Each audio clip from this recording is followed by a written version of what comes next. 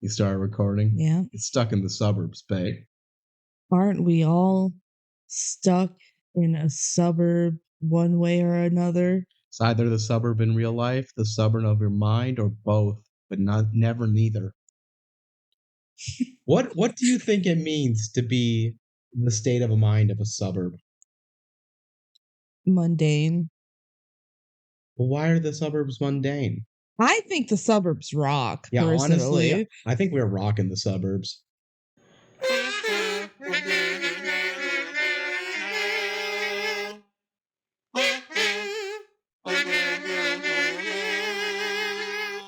Welcome, everybody, to the DCOM Duo podcast. I'm Benji. I'm Kelsey. This is the DCOM Duo podcast. You're listening to the DCOM Duo podcast.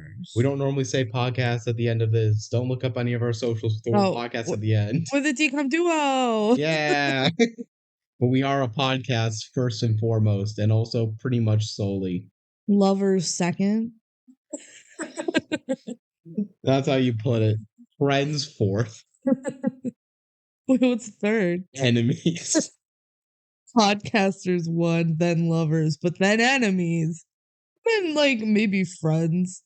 Yeah. That's the rough top four. Okay, yeah. We're the DCOM Duo. Hi. This week we're talking about Stuck in the Suburbs. Stuck in the Suburbs. It certainly was a movie. Yeah. Yeah, I say that for a lot of these, but guess what? We're doing a podcast talking about movies. Yeah. Yeah.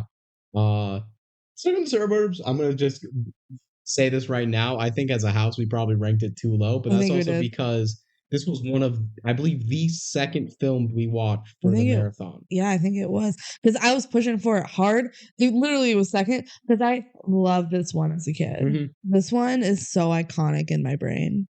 But since we watched it second, we hadn't gotten accustomed to what a Disney Channel original movie really is like yet. Nope. So we couldn't appreciate it when it was at its best. And we probably penalized it harsher than we should have when it was at its worst. Yeah, if we watched it later in the marathon, I think it would have been higher. But I think we can discuss that as we get to the points that we like and dislike. Yeah. Yeah.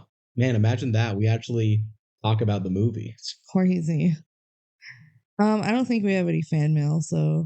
we can check that real quick, but if you don't know, please fan mail us. We like it. We want fan mail. We want to hear people's thoughts on DCOMs. We have a Gmail set up at thedcomduo@gmail.com. Mm-hmm. And so email us. Email us there. You can also comment on things. Yeah, comment on YouTube, comment on Spotify. Yeah. Don't comment on Apple Podcasts. Yeah, I don't think you can. But yeah, we'd love to hear about you if you have any thoughts about this movie or any other movies that we've talked about or will talk about. Yeah. Just let us know. Let us know. Cool. Yeah. Should we just jump into the DCOM Duo Factos? Jumping straight into the DCOM Duo Factos. We're on fire. Incredible. Stuck in the Suburbs was released July 16th. I hope. Okay, wait. Well, I'm going to let you finish. Released July 16th, 2004. It was the 51st DCOM.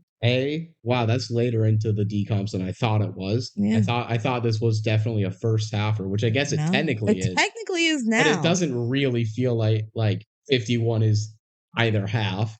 Yeah. Second, please tell me later on you will explain to the audience why you're going Stuck in the Suburbs. I'll explain it right now because I don't have a good explanation. I was so sure that in the commercials of Stuck in the Suburbs, when I was a kid, when they would play it on TV, they would do the little jingle, Stuck in the Suburbs. And now I am not sure that that ever happened. What I could find is that I didn't just make it up, like, necessarily. I didn't make the melody up. There was a real song called Rockin' the Suburbs that goes, Rockin' the Suburbs. Apparently the song was in Over the Hedge. So, would this play during the commercials of Disney Channel? Who's to say? I can't find any proof that it did. Over the Hedge isn't a Disney movie either. No, I can't find any proof it didn't. Well, that's going to be very hard to prove. But do you have a log of everything that's played on every Disney Channel? No. So is it real? Who's to say? Probably not. It's real to me. You probably just had two different childhood memories combined together. But it makes so much sense. Does it? Stuck in the suburbs. Yeah. But we'll be right back after these messages. Stuck in the suburbs. They didn't do that for any other film. So why would they only do it for their 51st DCOM? They're trying to market it. They're trying to market Stuck in the Suburbs. You think they wouldn't do stay tuned for more High School Musical? That was from the third movie. And they didn't do it for the third movie either when it would play on the Disney Channel. I don't know. I can't tell you. All right. Let us know if you think Kelsey is right and you heard it, or if you think Kelsey is not right and she's just has a terrible memory as a child. I think I'm right. All right. Stuck in the Suburbs was directed by Savage Steve Holland. Savage Steve Holland. It's a pretty cool name. It feels like Savage is just like the title. Like the Savage Steve Holland. Like, no, that's just his name. Yeah. It's like Ivan the Terrible. It's Savage Steve. Mm-hmm. Yeah. From what I could gather, he's done a lot of like kids' TV stuff. He directed 2 TV movies other than this one. But they were on Nickelodeon. It was A Fairly Odd Movie, Grow Up, Timmy Turner. That was the live action one with Drake Bell as Timmy. I remember that. Yeah, that was weird, wasn't it? It was weird. He also directed Big Time Movie. So more of a Nickelodeon guy. Yeah. Well, okay. And then he also did a fair amount of episodes of shows. Mm-hmm. So we'll start with the Disney Channel ones. He did Even Stevens, Lizzie McGuire, Phil of the Future, and Bizarre Vark for a more recent one. Yeah, that feels like a jump in time. That does feel like a big jump. I guess they didn't want him for the good shows. No, I'm kidding. Phil of the Future and Lizzie McGuire are both really good. I didn't really watch Even Stevens, but I heard that one's good too. And then on Nickelodeon, he did some Unfabulous, Zoe 101, Ned's Declassified, and Big Time Rush. So he just kind of jumped over to Nickelodeon for that era. Looks like it. Yeah, they went back for Bizarre Vark. All right, let's get into the cast. Our main character, Brittany, is played by Danielle Panabaker. I think her most well-known role is Sky High, personally. No, she's in that. She's big. She's like the second biggest character in Sky High. Everybody loves Sky High. It's not a DCOM, but everyone thinks it is. Multiple people have asked me when I tell them I've watched every Disney Channel original movie what I think about Sky High, and my answer is always 2 things. Number 1, I liked it. Number 2, it's not a Disney Channel original movie. It's not, but we love it. Yeah, we do. It's very much. I get why someone would think it is, although it definitely has too high of a budget. Yeah, and it itself doesn't actually have that high of a budget. Yeah. The other DCOM she's in is Read It and Weep. Yeah. Yeah, she is. She was in a movie called Yours, Mine, and Ours. I don't know if you remember that one. Love that one. It's about 2 single parents married, and they both have like 6 kids. So they end up having like 12 kids. So cheaper by the dozen. Sure. It wasn't exactly 12, but yeah. Otherwise, it probably would just be exactly cheaper by the dozen. I actually know the plot of Cheaper by the Dozen. But. Honestly, all I really remember is there's 12 kids. Nice.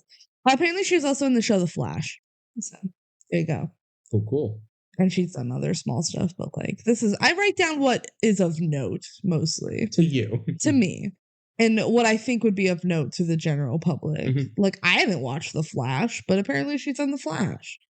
Next, Natasha is played by Brenda Song. The queen of DCOM. Yes, we have determined that Brenda Song is the queen of DCOMs because she has been in 5 DCOMs total. Not only that, none of them are sequels of each other. So that's just bonus points. We are pretty sure, we only did a rough estimate, but we are pretty sure not a single person has acted in more DCOMs than Brenda Song. Yeah. It might be close. There might be someone like Jason Dolly has been in a lot also. Yeah, here's also the thing. Most of the competitors are guys. Yeah. A lot of the girls that you would think, like for instance, Sophia Carson, who plays. She's been in 4. She's been in 4. Like 2 of them are sequels. And Descendants. Yeah. Then Andrew Lawrence is in a lot. He's in 4 himself. Yeah. But one of those is a sequel as well. Ryan Merriman only did 3. Well, he left an impact. Yeah. Well, basically, Yeah, we're pretty sure maybe one of the adults, and we'll find that out at a later date. We're like, wow, that one random dad has been a dad in every DCOM. Yeah, we're just mostly focusing on like the kids of Disney Channel. Yeah, Yeah. I feel like that's the more interesting discussion because if you're an adult acting on the Disney Channel, you're like a character actor making a good buck and doing a good job. Yeah. If you're a kid on the Disney Channel, your career has a wide range of possibilities after. This could be your only role ever, or you could be a mega superstar selling out stadium tours in concert or making like big blockbuster movies. Yeah. So Brenda Song, honestly, just the queen of Disney Channel in general. She started so much younger than I realized. She is absolutely, and I feel like she's forgotten about as one of like the Disney Channel stars, partially Yeah. because she never really had a music career at all. She also was never really the main character in No. anything. She was never even like, she was always a side character. Yeah, Like except for her one movie. These show like movies, she's always the second lead except for Wendy Wu. Yeah, Wendy Wu was her one movie where she was the main character, and everything else she's been on Disney Channel, she's not. Also, pretty much what I found of her outside of Disney Channel, she's like never really the main character, at least in nothing big. That's just kind of her thing, is being the she's just side. typecasted like that. Yeah, she's just kind of a side character gal. People don't think she can lead. I don't know. Well, I think she can. I think she's a good actress. But I think she's good. I think we'll be able to discuss this more when we get into our acting creds. All right, so of course, Brenda Song is best known for her role in Sweet Life of Zack and Cody, also Sweet Life on Deck. She plays London Tipton. Huge role in that. Like, not the main role, but a big role. If you don't know Sweet Life, just if you also know who Paris Hilton is, this is just literally a parody character of Paris Hilton. Yeah. That's literally London Tipton instead of Paris Hilton. I feel like it's really on the nose. Her other DCOMs in order are The Ultimate Christmas Present, Get a Clue, Wendy Wu Homecoming Warrior, and The Sweet Life movie. Yeah. The Sweet Life movie is like barely counts because again, I feel like she's in that movie, especially she's barely in it, but she has to be given credit. She is in it. Yeah, she is. And it's if she was like in other sequels, I'd be like, her throne could be threatened. But no, that's the one tie-in thing she gets, and everyone gets a tie-in thing. You're allowed a tie-in. Mm-hmm. She was apparently in 8 episodes of Phil of the Future, so that's fun. Wow. She was a side character in New Girl. We are currently like finishing up New Girl, but I don't know if you remember, she was the girlfriend that Winston stole Ferguson from. I do remember that. Yeah. Pretty funny. Because she was cheating on him, and he was originally going to kill the cat and then decided to adopt the cat. And that became a big part of his personality. That becomes half of his character. He really just stole a cat. Yep. She's also a side character in Station 19. Mentioning for yourself. Yeah, I mean, her like as in terms of side characters, like fairly big. She got pregnant with the main character's baby and then like abandoned the baby with the main character. Like, whatever. I like Station 19. If you don't know, that's a Grey's Anatomy spinoff. So that's fun. Apparently, she was also in the Social Network. I think she's probably she was one of Andrew Garfield's girlfriend. Oh, Andrew Garfield's girlfriend. Yeah, no, she has like a pretty big role because that's like him realizing he's gone crazy. Which, again, she has multiple line speaking role, like a minor character, but a significant minor character role in what many people regard as like one of the best movies of all time. Nice. Good for her. Brenda Song, I hope you're still out there killing it. Yeah. Like, I think she's still going out and getting acting jobs. I thought she would have had more movie credits, honestly. She might have. I didn't like recognize any of the movies. I think she has done some films though, so just nothing big. So she's waiting for her time. We believe in you, Brenda. Next, we have Jordan Cahill, the pop star of the movie. He, of course, is played by Taran Killam. I want to say a couple things about Taran Killam first off. Sure. Number one, I want to say this first and foremost. I'm a Saturday Night Live fan. I'm off and on, always on it. Basically, I go a couple years on watching, a couple years off watching it ever since I started watching. Back when I was like in the 10-year-old range. That was back. I would go not sneak, with my mom's permission, go into the bedroom to watch the TV late at night on Saturday night. And the rule was I could keep watching until there were 3 sexual jokes. That was the thing. Normally, my mom would fall asleep before that would count that, so I could watch until midnight when the whole thing was going. I've been off of Saturday Night Live for like the past few years, but I recently just gotten myself back on it. And it'll probably last for another couple years before I'm like, I don't need to watch it anymore. Saturday Night Live's been the same every time I've watched it in terms of you hope there are two good sketches and a good weekend update, and you take the rest. Yeah. Like, it is not consistent quality, but an overall consistency. Mm-hmm. Like, you're going to find something really funny every once in a while. And other than that, it's just a way to pass the time that's pretty fun and current. Second, I always really liked Taran Killam on Saturday Night Live. He was one of my favorite people on Saturday Night Live. Oh, fun. And I don't know necessarily why. He was never a big star on Saturday Night Live. He was like the mid-range star for a little bit. And then I believe he just got cut from the show. He didn't retire from the show. He didn't leave it. He got fired. Him? Yeah. Why? Because they were thinking like we want some new people on this, and people don't really care about Taran Killam. But I always liked Taran Killam. I thought he did a really good job on that show. Yeah. All right, so jumping back into Taran Killam, of course, he's best known for Saturday Night Live.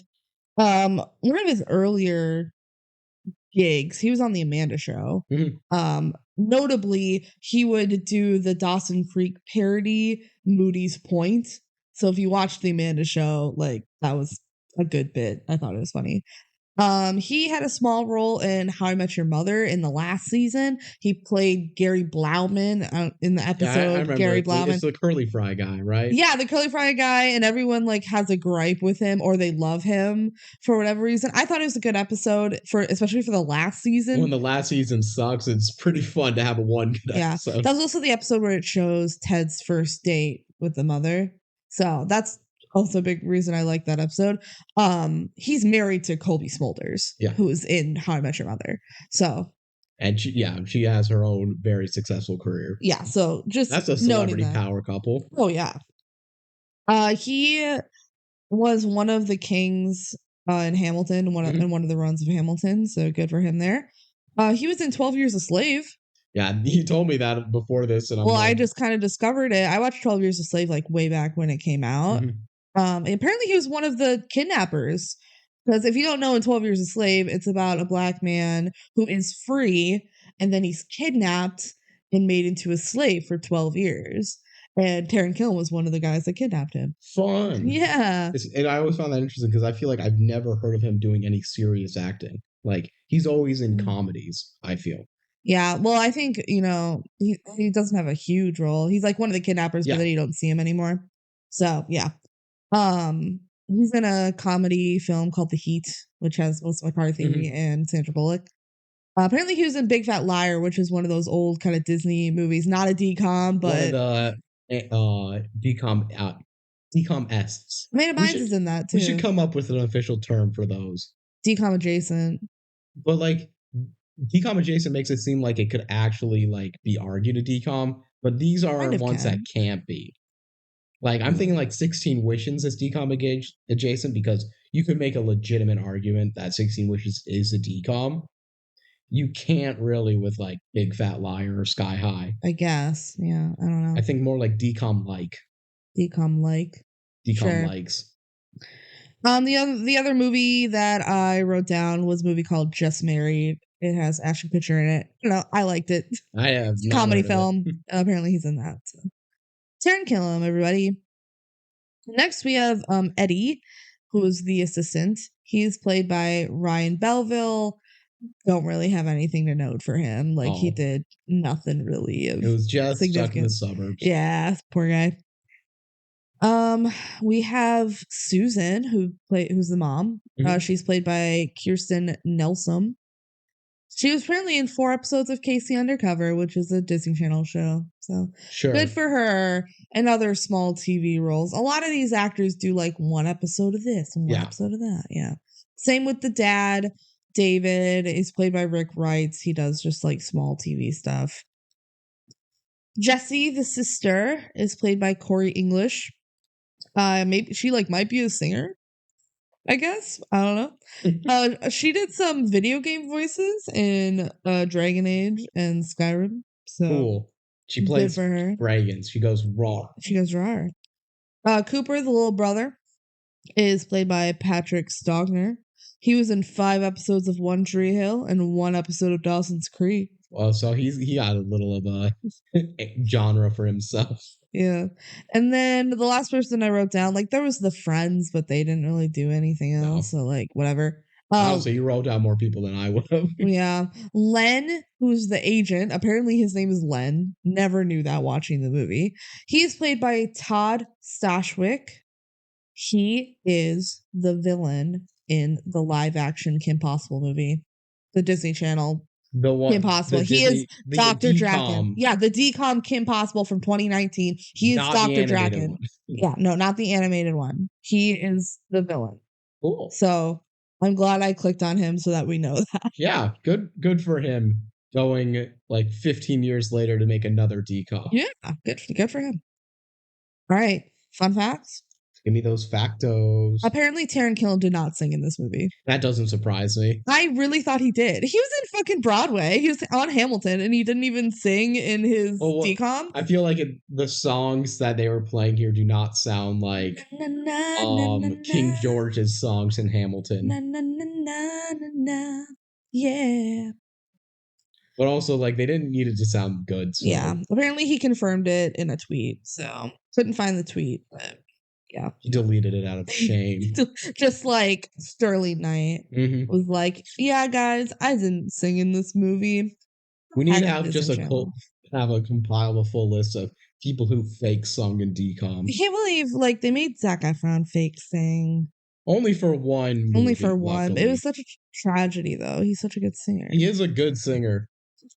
Do you want to know about the old house that they filmed at? The Ashbury house? Or yeah, it's like actually a real house. Do you want to know about that? Sure.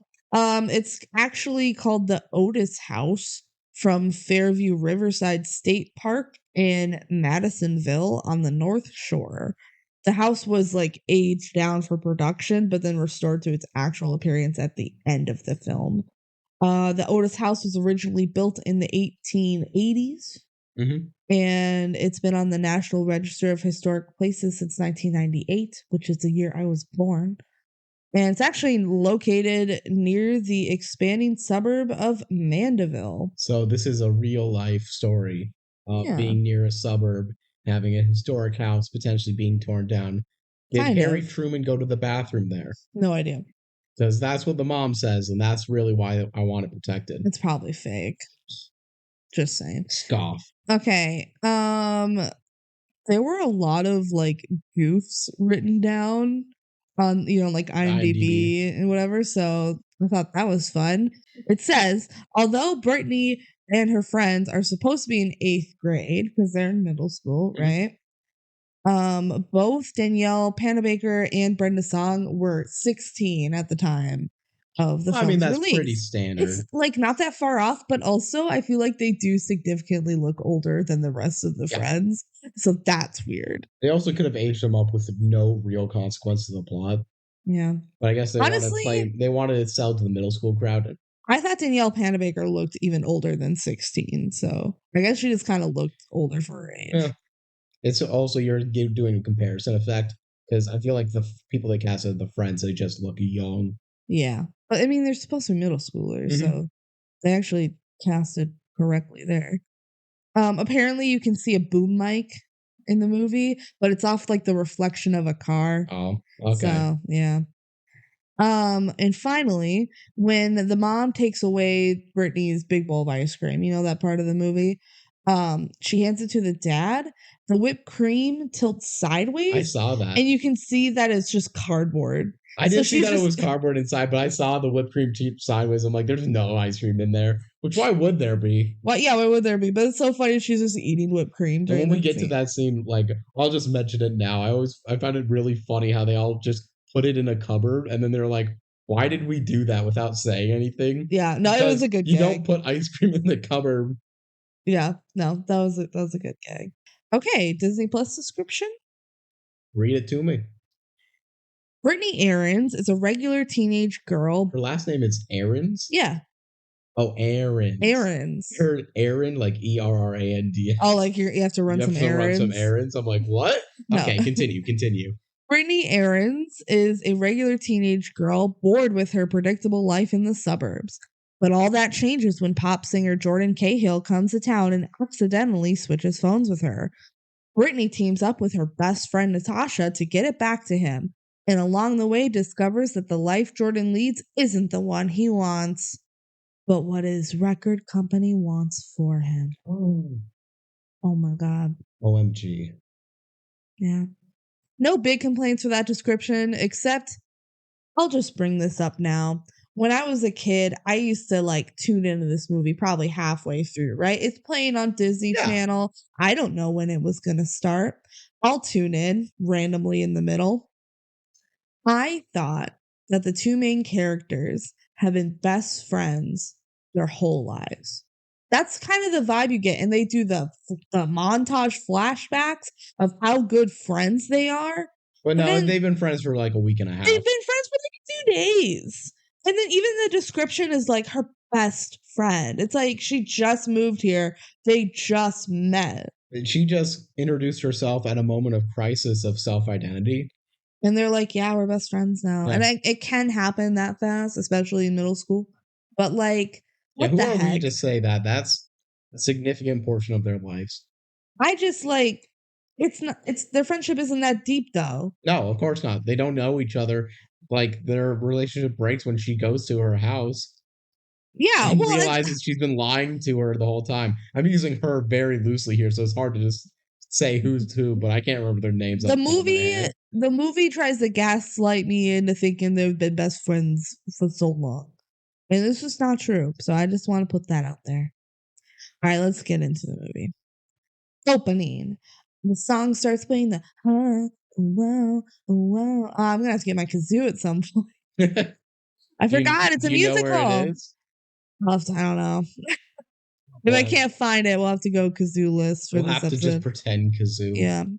If let us know if you can tell if Kelsey actually used the kazoo or not, or if she's that good at impersonating a kazoo. The song playing is "On Top of the World, Never Gonna Come Down." I know a little bit because I have every Disney Channel song in a playlist. I'll put it this way for the songs in this movie. They're very mediocre, and none of them go past or worse than that. They're very boy band. Like, they did nail the genre of like... They nailed it, but they didn't nail it in, like, a fun or good to listen to way. No, just, like, it's believable. It's believable, except that it's just not good enough to be believable, if that makes sense. All right, so it says like Disney Channel original movie, stuck in the suburbs on the street signs. Love that. Fancy graphics for it on the crossroads. And then we see some magazines. One is called Idle Time, and it's like Jordan, today's hottest stars. There's cool posters inside. It never becomes real to me or not funny to me that Taran Killam is a teenage heartthrob. He just does not fit the role at all. It's pretty funny. They were trying to make him like Aaron Carter, and I feel like the two were very different. They give him the long hair with the big chunky highlights in it. It's really funny. So that's how they do the opening credits, is through the magazines, which is pretty fun. It's also, they have opening credits that are like a significant sole purpose, which is interesting. They are very much this entire movie trying to stretch out this runtime. This is a very short DCOM. It's less than 90 minutes, and like 82 minutes. It could honestly be an hour long, and you wouldn't cut like anything of note. Just the montages. Yep. Okay, so now we're in the suburbs, right? There's a car full of girls, and it's after soccer, like a game practice, whatever. Mm-hmm. They're all in their uniforms. A mom is driving them all home because they carpool, right? Suburb life. They're all talking over each other, and the mom's like, guys, shut up. And then now they talk one at a time. And one of the girls goes, Brittany, show them your new shoes. They're so amazing. And Brittany pulls these like ugly ass, they don't look good, jelly sandals from her soccer bag. She brought them in her soccer bag, like specifically to show to her friends. Because she wants attention that much. Oh yeah, she's very much wanting attention the whole movie. Yeah, and the wants mom to feel special. Everyone's like, "Oh my god, they're so cute," and the mom looks back in the mirror like, "Those are ugly." Were these in at that time? I was not into fashion in 2004. Yeah, I would say those are probably in. Yeah. But they're ugly and they're not practical. And Brittany's like clearly lying about where they came from. She's like, oh my God, my aunt got them in New York. They're like one of a kind. Well, I think she is telling the truth about this. No, I think she's fully lying. People order it from online later, where they said that spot had a website. Oh, I thought that was them being like, well, it has a website. Like, no, I think the friends they're actually super easy to find. Jumping in like a half hour into the movie, but I'm pretty sure the friends explicitly look for the store where those were so they can match, which is kind of a jerk. All that was real? I'm pretty sure. I thought it was fake this whole time. I mean, either way, it kind of gets the same point across. Yeah. It's like she's trying to be special right now. And then later they ruin it. It's a whole question of, is she actually feeling special or is she just trying to feel special? Yeah. But ultimately, she's both. She feels like she should be special and deserves to be special. And she wants to be special, so she'd be willing to lie about it. Yeah. Both of those are definitely true. Well, especially because she lies later in the movie. So I thought this would just also be another lie, but maybe it's not. The mom is like, okay, we're here. And she's just fully at the wrong house. Yep. Because every house looks the same in the suburbs. Man, if you live in a suburb, you may as well live anywhere because they are all the same. Sure. It's a real Levittown situation. All right. So then they get to Brittany's house, and Brittany convinces the mom that's driving to let all the girls go in to watch Jordan on the TV. And she's like, all right, 5 minutes. And this is something that apparently happens all the time. Yep. The moms just go like, oh, what's going on? Jordan. So Brittany, goes with her friends to the living room, and her little brother is there. His name's Cooper. He's playing a video game. And she's like, give me the TV. And he's like, no, I'm playing a game. And then she just grabs the controller and beats the game. It's honestly such a power move. Because, I definitely remember, when I was thinking about the situation before we were watching it, she probably just, kills the character in the game. And turns it off. Yeah. Turns off something. No, she just kills the enemy, grabs it, kills the enemy in 1 second, and then goes okay, we're done. And he's like, I've been trying for hours to do that. And she just does it. Yeah, honestly, that is such a power move because how can he really complain? It can't be like, oh my God, you ruined my progress, whatever. It's like, no, I just beat the game for you. And this is old-timey TVs. You could just leave the game turned on the background of the TV. Just turn. Yeah, turn the input, maybe. Yeah. Yeah. All right, so then they turn the TV on, and it's one of those MTV music pop star update shows, right? Same thing in Starstruck.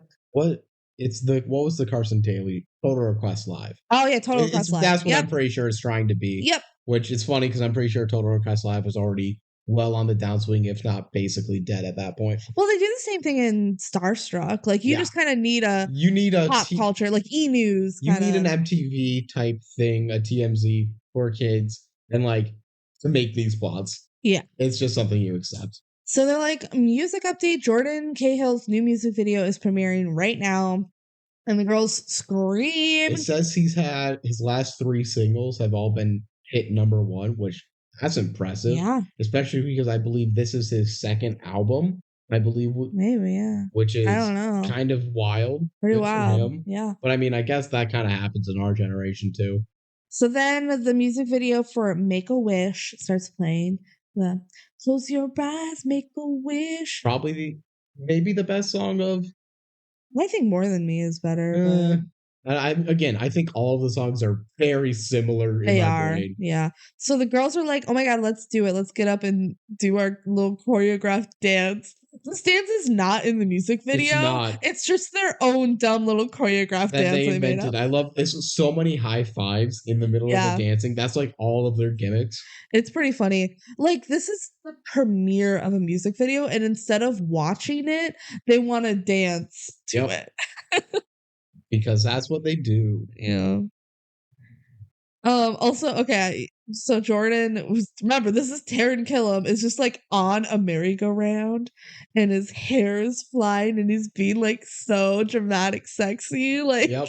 And he's also on a roller coaster with a girl. Yeah. And the girl seems so uninterested. She's so bored. It's so funny. And I don't know if that was an intentional design, like for the director I of don't this, think it was. because it's so funny. I think they just ran out of footage, so like, yeah, use the one where the girl looks bored, I guess. And then the girls end their little dance by like stepping over the couch and knocking it over. Which if I was the parent, I'd be so mad. Yeah, especially because they probably have their dirty cleats still on. Yeah, I think they do. They should take those off. Every time I'd get out of soccer, it's like those cleats and the shin guards and the socks are coming right off, and my parents would complain so bad that it smells so bad. If you go onto the, I believe it's white carpet with muddy shoes. Yeah, I'm just saying, like, we'd be in the car and we'd take off our like shin guards and they'd be all sweaty and gross and it would smell really bad. So, but you don't want your muddy cleats all over the couch. No, what the heck? We don't. You should wear your ugly jelly sandals in the house. That's what they're for.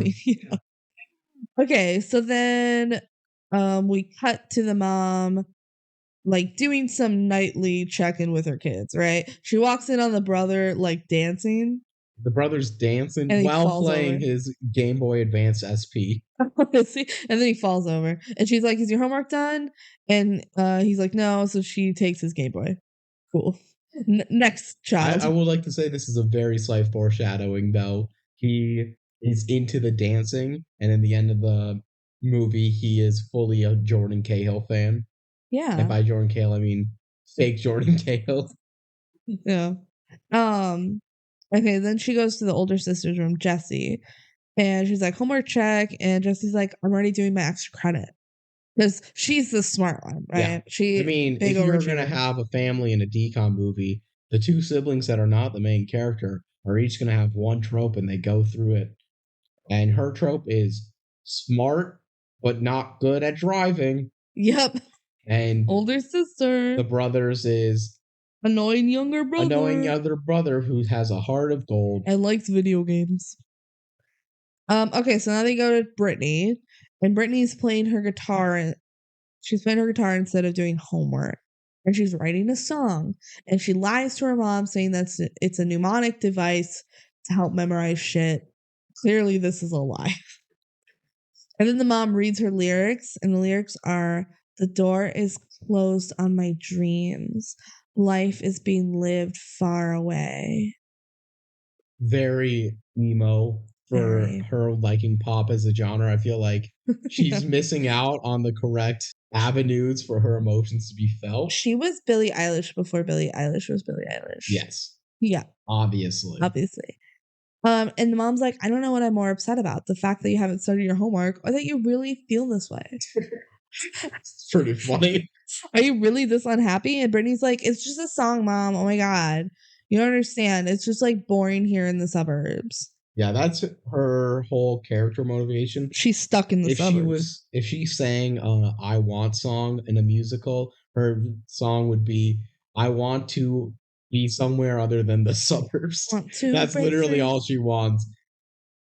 If only she knew that the suburbs were more internalized than she thought. I thought you were going to say, if only she knew the suburbs were a state of mind. Oh yeah, I was trying to avoid tiptoeing around that for a sec. The mom's like, "If you want to do something, you can help me like save the freaking house thing that's 100 years old." And Brittany it's like, maybe. I don't know. And then she gets a million calls from her friends saying that Jordan is going to their town. I like to point out she got this on like the home phone. Yeah. They're calling her home phone. She has a cell phone, but they're calling her home phone. I don't know. Shake it up. Mom hangs up the phone for her. Okay. Wait. Yeah, they call saying that Jordan is coming. Yeah. He's going to like film a music video there. Why is he coming? I don't know. He's filming a music video right down the street from them. But like, why? I don't know. It doesn't make sense in so many ways. Sometimes you film in weird places. We just have to accept that this is the reality so that the movie can happen. But then she wouldn't hate the suburbs so much because things would be happening here. Now things are happening. Things weren't happening right before this. But she still hates the suburbs while this is happening. Yeah. I'm just saying, immersion rules. Next morning, the family's getting ready to like go to school, I guess. They're like morning craziness. The older sister has this model of DNA, which is really just some balls on a stick. Mm-hmm. It doesn't look good. I mean, it's probably more functional than like aesthetic. And they're like, oh, the dog has the rest of the balls. I don't know. And also, this dog never comes back. No. Brittany's wearing a shirt that like shows her midriff, which now is a style. And it kind of was a style in the 2000s also. Mm-hmm. But it's more accepted now that like you can kind of show some midriff. But the parents are like, no. Yeah. That is not okay. And honestly, it doesn't look very good. Because she wants to be in the music video. She's trying to dress up so that Jordan will see her and be like, oh my God, you 14-year-old, come be in the music video. With me. Come dance with me. A 26-year-old. And the mom, okay, so the dad at first is like, no, absolutely not. And then he's like, come on, wife, help me out. And the mom goes, oh, I think it looks adorable. And Brittany goes, oh, no, I gotta go change. So it's pretty smart. It was a good play from the mom. And then they like leave and they leave Brittany at the house. She gets flat out home alone. Home alone. Just for school. And then it like cuts to school and her friends are like, well, that's what it's like being a middle child. So how did she just got there somehow. Well, they show a bus, so maybe she took the bus.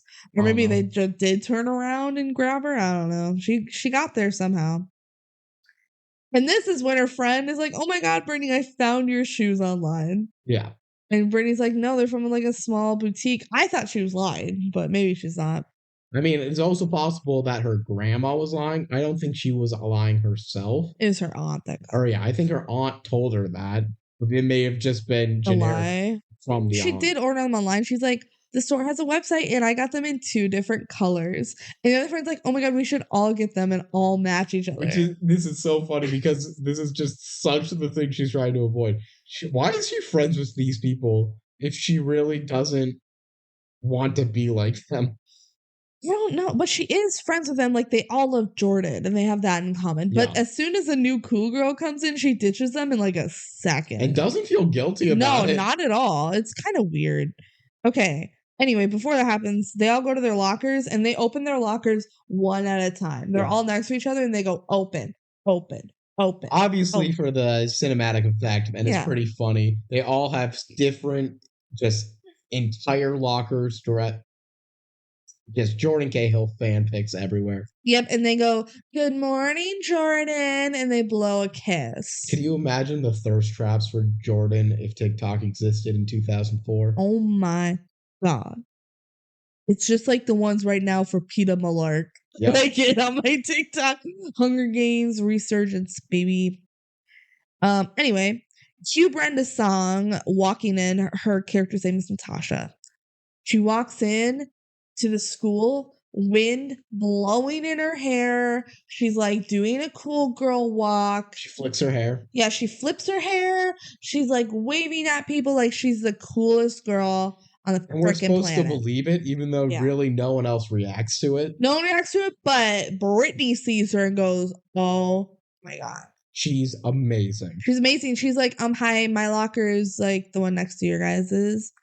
And she's like, who's that guy? Is that your boyfriend? And they're like, no, that's Jordan Cahill. I wish. You don't know who Jordan Cahill is? And she's like, nope, I've been living in and out of Europe. And Brittany's like, holy shit. We'll find out later that this is a lie. Yeah. Which, spoiler alert. But spoiler alert. If you listen to our podcast, what are you doing? Spoiler alert, Benji. Natasha's the coolest girl in the world. Well, that makes it kind of surprising that she, I believe, genuinely didn't know who Jordan Cahill was. No, she does. She's lying about it. Because remember later, she's like, you wore pink in this music video. And they never really address it. But she's like, what about this music video? Or maybe she she just started watching the videos after. No, I think you're right. I think she's been lying the whole time about not being a fan of his. Yeah, it's either she's lying the whole time or she's a new fan later in the film. Yeah. Either way, either explanation is fine. We know she's a liar, though. Yeah. Yeah, okay. Big fat liar. Yeah. All right, so cut to gym class later. Natasha and Brittany are chosen to be goalies while everybody just kicks soccer balls at them. I guess 2 goalies at once makes sense if you're going to be doing gym class. And yeah, it's high school. Middle school. Oh, sorry. It's middle school. Like, it's not serious. Yeah. You might as well just put 2 girls in the goal. A prep. Yeah, it's fine. Brittany introduces herself while they're catching the balls, although Natasha's like, I don't like getting hit by soccer balls. I don't like sports. Yeah, which getting soccer balls kicked at you is scary, especially if you're not used to it. And also all the friends that we know are on a soccer team, so they know how to kick a ball. Yeah, they're probably kicking them pretty hard. Natasha says that she's also lives in New York, and Brittany's like, oh my God, that's so awesome. And then they like go to the locker room, and Brittany's friends are mad at her for like hanging out with Natasha. She's like, they're like, why are you hanging out with her? Why aren't you hanging out with us? I also want to say, I like, believe whatever. in this conversation, Natasha implies that her parents are divorced. Oh yeah, because they reference that later. Yeah. And she's like, oh, I live with my mom, and I live with my dad. Like, yeah, it's kind of insinuated that her parents are divorced. They're not divorced, but they're whatever. Not. Find out later they're not. Natasha sees more Jordan merchandise, like girls are wearing t-shirts, whatever. And she's like, what is the deal with this Jordan guy? And Brittany's like, oh, yeah, he's just like, whatever. Like, these girls are crazy. Totally acting like she's not the biggest Jordan Cahill fan ever, right? Yeah. Brittany's just like, you know what? That Jordan Cahill guy, more like, I don't care about him. Got him. Would believe that she actually doesn't know who he is, and then like becomes a fan. Later. Yeah, no, I feel like that makes sense. She's doing a good acting job if she's faking it. Although when they go and see him shooting these videos, she also starts screaming. I think that's her playing into it. Like, I don't know. She might be a secret fan the whole time. They never reveal. Let us know. Let us know what you think Natasha is lying about. Comment on us about A, if Kelsey's kazoo playing is real or not. B, if Natasha was an actual Jordan Cahill fan. The whole time. Okay, so then Brittany gets home and she brought Natasha home. She's like, hey, new best friend I just met today, come to my house after school. And let's go to my room. And Natasha's like, cool, I don't need permission at all. I'm just going to go. Cool. Well, that's what you do when you have parents in a divorce. Right? So they like run into Brittany's mom and they're like, and Brittany's like, we're going to go upstairs. And then she realizes that she has Jordan stuff upstairs and she's pretending not to be a Jordan Cahill fan. So she's like, actually, mom, you should tell Natasha about the house you're trying to save real quick. And then just like runs upstairs. Like, this isn't suspicious at all. So Brittany runs upstairs, just ripping all the Jordan posters off the wall. There's a lot. She like throws them under her bed. And then she goes back and grabs Natasha.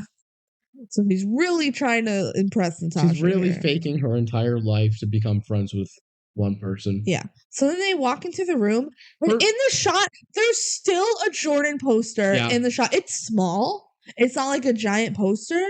But oh my God.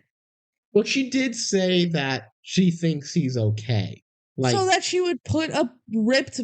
It looks like a ripped piece of magazine. Yeah. Like she just ripped it out and put it on the wall. I'm not defending fully because I still think putting up a picture like that is not there. But I think she was like, I can have a couple things of him and it's fine. That's her brain.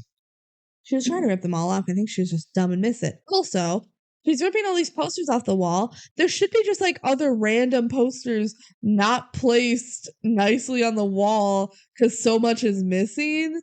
Her room should look dumb now and not finished because she ripped all these posters off the wall. But whatever. Okay. Also, I wrote down that Natasha's purse is a soccer ball. Yeah, this is like fully a soccer ball. For someone who doesn't like soccer, it's just literally like an emptied out soccer ball. Yeah, it's kind of fun. I don't know. But she doesn't like soccer. But later she joins the team, so maybe she does. She likes Maybe friends. She's lying about everything. Yeah, maybe she's got like a pathological lying problem. She probably does. Anyway, Natasha mentions that she also doesn't want to live in the suburbs, and Brittany's like, oh my God, me neither. And then Brittany realizes that her brother is listening in and like bashes her hand against This is a running gag through the whole movie where basically anytime Brittany's having a conversation in her own house, Cooper is listening. Cooper is listening in some way or another. And she can always scope him out. Surprisingly, I feel like this should be more annoying than it is, but I think it's like the gag always lasts like 3 seconds, so whatever. It's just to establish that she's good at finding him and also he likes to listen for some reason. Mm-hmm. It's like their own little running gag they like. Yeah. Okay, so then Brittany gets a call from her friends and they say that Jordan Cahill's just around the corner filming the music video. And he's like, oh my God, it's just on the street. I'll be right there. And then she realizes that Natasha's there and she's like, oh my God, Natasha, guess what? Jordan Cahill is like filming on the street. Wouldn't it be so silly, haha, if we went and watched it? It would be haha funny. It'd be haha funny, not because we're like fans, but because we can like make fun of everyone. We can act so much cooler than them. Yeah, and Natasha's like, yeah, let's go. This is why I kind of think she's a secret fan, because she's like, yeah, I guess we can go. I also think another point in that theory is the fact that Natasha never calls out Brittany for so clearly being an actual fan. Yeah, it's not hidden well. They get to the place and Brittany starts screaming, fangirling, and Natasha goes, oh my gosh, you're really good at pretending. And Brittany's like, yeah, I am. Haha. I mean, I feel like it is peak comedy if they both enjoy Jordan Cahill but are pretending to make themselves look cool to each other. Yeah, but then Natasha starts screaming too. So I don't know. Maybe they're both secret fans. Okay, so then we see Jordan getting stage direction for his music video. And they're like, look at your reflection in the water and splash the reflection in the water. Do just like the High School Musical too. You bet on it. Bet on it, splash. And Jordan's like, none of this makes sense for the song. Which, Jordan, music videos a lot of times don't have anything to do with the song. Some of them have literally nothing. Yeah. They can be their own art pieces on their own. Yeah. But the majority of music videos, maybe I'm biased because of the general, just like maybe this is a more modern trend and I don't know enough early 2000s music videos. But the early 2000 music videos that I do know are generally people just singing in a room with really funny camera angles. Yeah. So they start filming More Than Me, and Jordan like stops the shoot. He's like, he's not feeling it. He's like, I'm done. I don't like this. And he's like, the song sounds like every other song I've ever done. I rewrote some lyrics that I want to use, and they're like, no, Jordan. No. We're going to go with these lyrics. And Jordan's like, I don't want to eat these raisins. And his agent like fires an assistant for giving him raisins. Yeah. He's raisins like, see what I do for you? Yeah. He's like, see what I do for you? I fired the assistant that gave you raisins. Boom. Because you don't like raisins. That's definitely what you wanted, someone to lose their job because of the raisins. Yeah. So then we see Eddie, the assistant, go to talk to Jordan because they're best friends. We've been best friends. They actually don't do that. I've been your best friend since kindergarten or whatever. They actually don't do that. It's been like I've been best friends since high school. Yeah, they just are best friends. We know this for a fact. You know, you gotta have your classic, my best friend is my, like, assistant, kind of. He's my ride or die, but I'm the one with the talent, so he just gets to tag along. Like in Starstruck. Yeah. Jordan is like, hey, Eddie, please remember to download all of my files from my phone onto a disc because, like, my whole life is on here. And Eddie's like, dude, you tell me this all the time. Of course. He's like, but you gotta remember, literally, if this phone gets lost or damaged, my life is ruined. Yeah. And in a bad way. And then he leaves and Eddie goes to another guy and he goes, do you know how to, like, download everything? He goes, no. And he's like, me neither. It's pretty silly because, like, yeah, I don't think that's what it's designed for, to back up your data on a phone. Good for the movie for foreseeing this plot hole of why doesn't he have this information anywhere else? And it's like, no, and he's just bad at his job. Yeah, which is, it's a funny way of doing it. It's a good plot hole because otherwise we would be ranting about it. Yeah. Okay, so we're back to the girls and they're having like a good time, I guess. And then Brittany gets like shoved over and all her stuff goes everywhere. And then so does Eddie. He also gets knocked over. And they're like scrambling to pick everything up. And this is how the phones get switched. So Brittany now has Jordan Cahill's phone.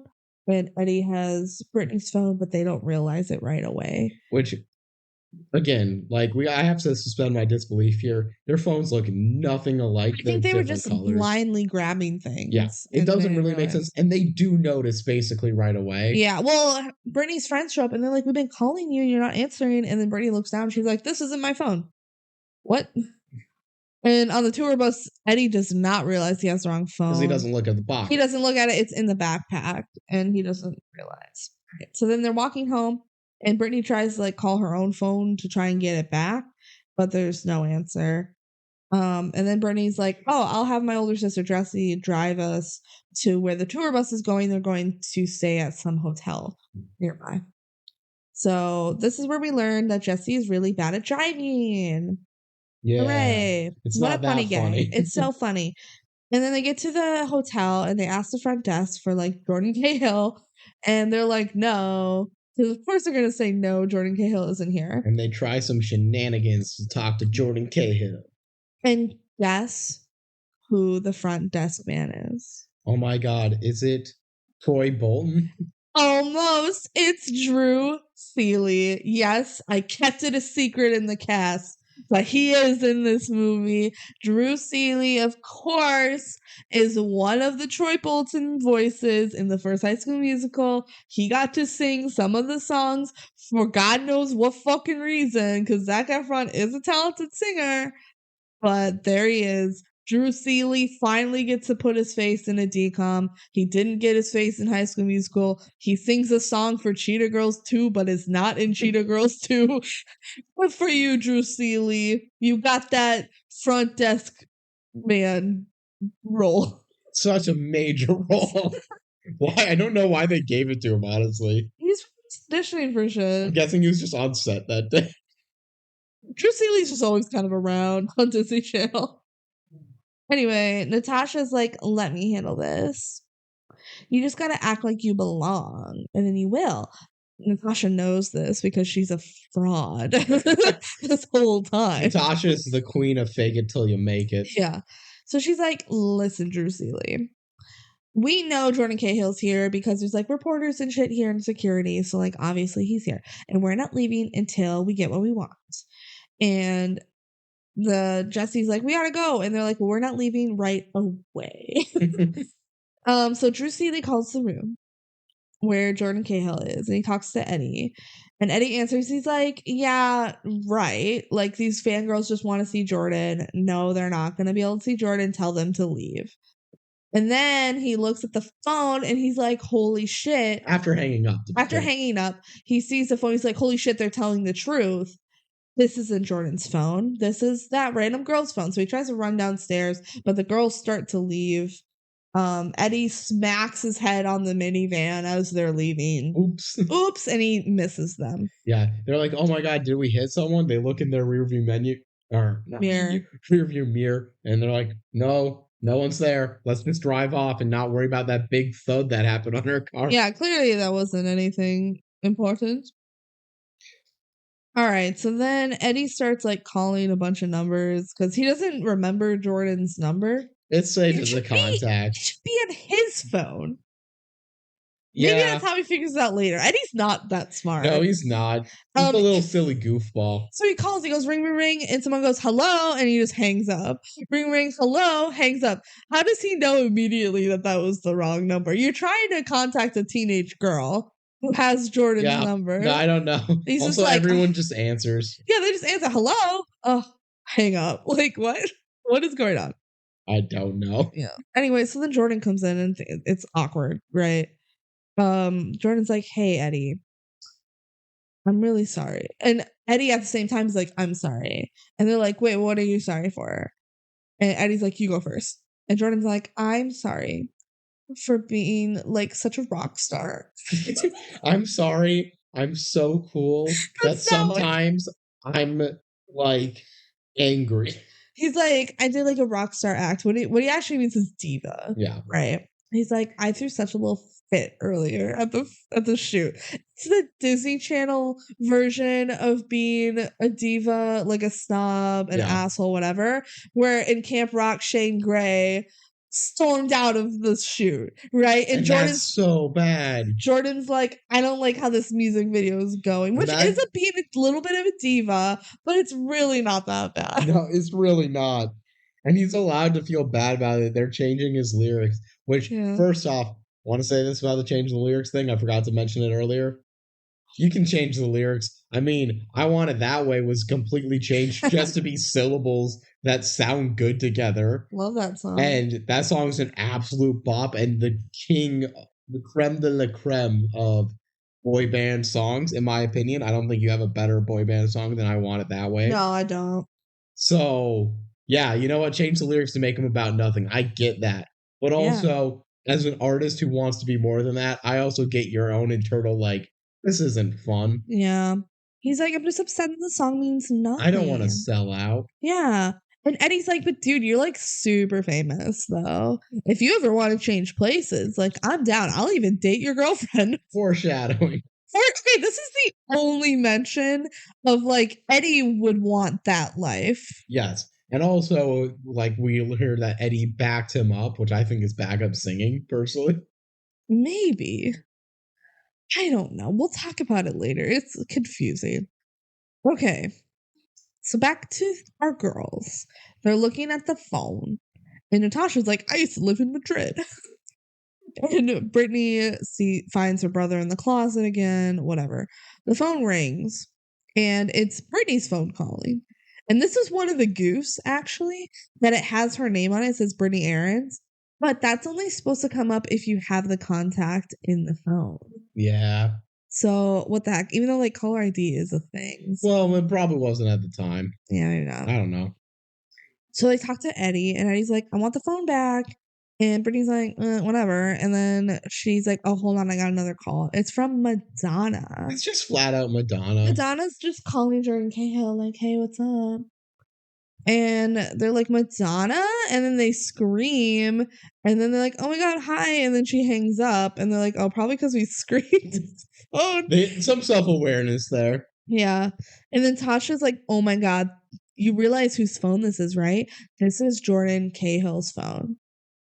And she throws the phone on the bed. She's like, why'd you do that? And everybody's like, I don't know. Just a gut reaction when you find that out. It's like, ah. Yeah. So Natasha has to leave, but she's like, Brittany, don't do anything until tomorrow. And Brittany's like, okay, I won't. So then it's the next day at school. Yeah, there's no guilty or she did anything. No, it's just literally like left for tomorrow. We just like want to establish like she didn't do anything. We'll show you what she does later. So it's the next day at school. Natasha is like bragging to Brittany's friends about knowing Madonna. She's fully doing this without Brittany there. She's like, Brittany, don't do anything without me. This is the thing that Natasha gets mad about later. Yeah. She's like, Brittany, don't do anything without me. And then fully goes behind Brittany's back to try and take full credit for knowing Madonna. She's a fraud. Natasha's not a good person. She's not a good friend at all.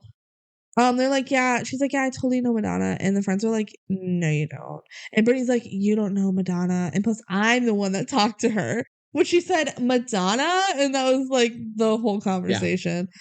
But she's like, don't tell anyone about this. And Tasha's like, lighten up.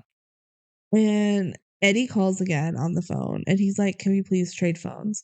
And Brittany's like, okay. But first, we want to talk to Jordan. And Eddie's seems like, honestly a pretty reasonable demand. Right? Yeah. And Eddie's like, oh, sure, I will get Jordan. Hey, I'm Jordan. Hey, I'm Jordan. It's me, Jordan Cahill. He literally does the fake voice thing. And they're like, all right, sing a song then. And he's like, all right, you got me. I can't sing. And he's like, I basically am Jordan because I handle his whole personal life. And they're like, too bad. No Jordan, no phone. And Eddie's like, whatever. At least give me Gwen Stefani's number because Jordan wants it or something. And then they scream. And that's the end of the scene. Yep. Yeah.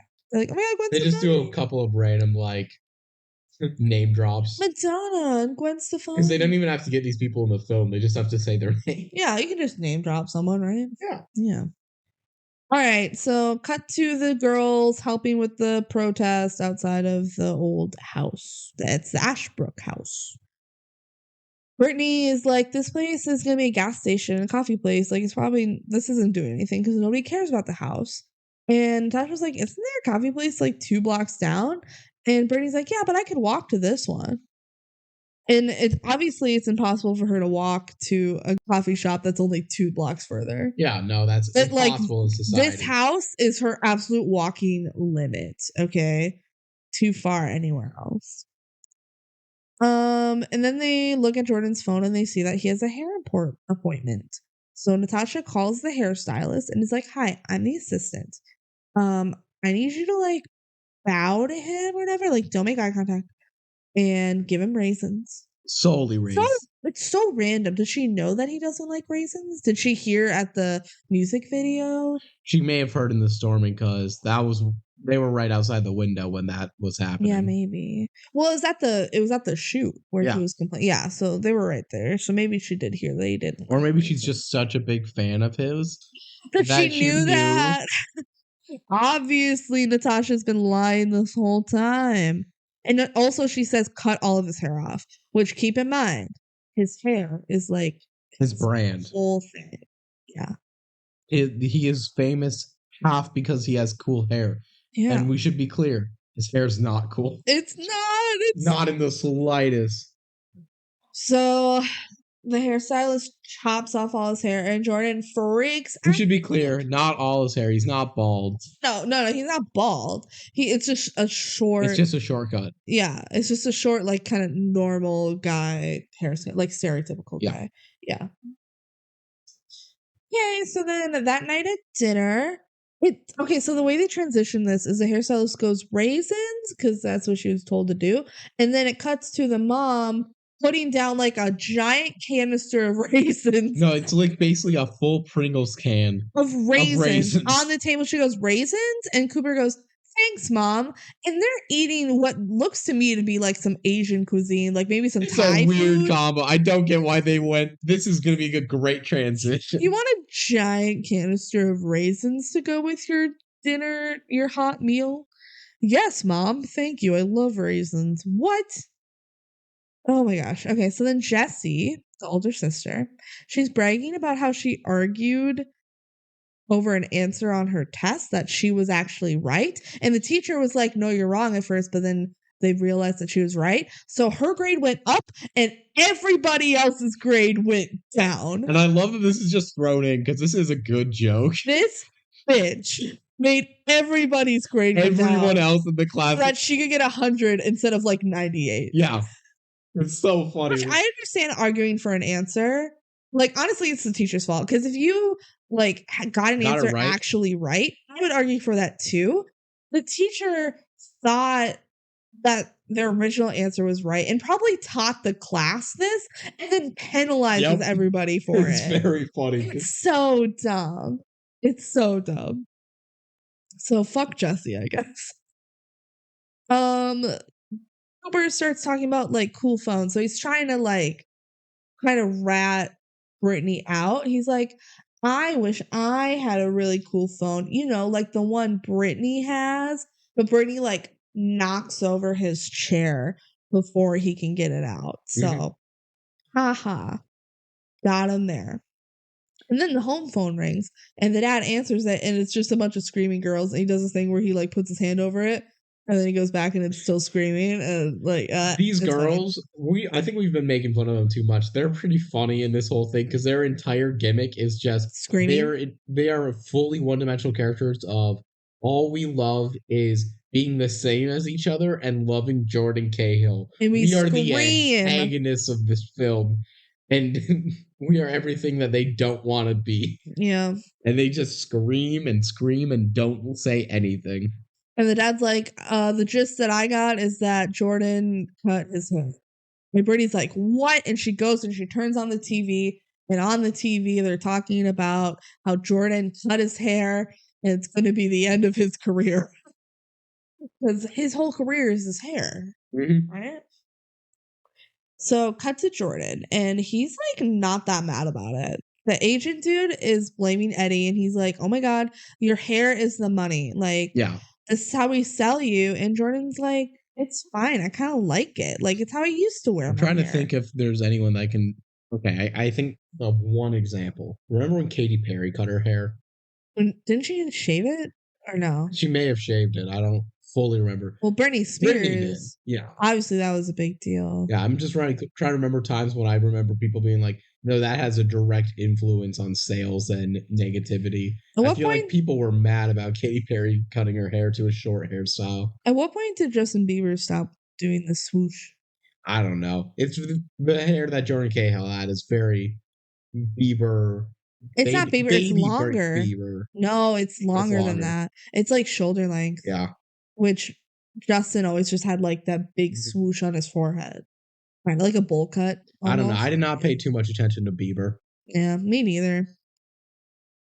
Okay, so then the agent's like, here's what we're gonna do. We're just gonna say it's a whole new Jordan. We're gonna spin it. Yeah. And it's like new me, new Jordan. It's more than me. And Jordan's like, Eddie, I know what happened. You called the salon and I want to thank you. And Eddie's like, what? He's like, I keep getting like benefits out of this situation. Yeah, he's like, and Jordan's like, I know I always whine about like wanting to make changes. And half the career has been about my hair, but now it can just be about my music. So thank you for doing this. You're such a good friend, Eddie. Mm-hmm. And he's like, yeah, totally. And then Jordan's like, can I have my phone back? And Eddie's like, yeah, here you go. And he gives him like a new phone that's the same It's actually model. It's a rare smart thing Eddie does. Yeah. But it's dead. And he goes, oh my God, I totally forgot to charge it after I was, downloading all your files, which I totally do all the time, and calling the salon. So it's dead. I will charge it. Don't worry about it. So he buys himself some time. Yep. Yeah. Okay, so then we go back to Brittany on the phone, and she sees that Jordan writes his own lyrics, but she can't break into the file because there's a password. Yep. So then she finds her brother under the bed because he's and rather than kicking him out, she's like, hey, help me solve the password. Yeah, help me break into the phone. And he goes, what's his birthday? And she immediately knows the birthday off the top of her head. And he like got in, and she's like, oh, it was really his birthday?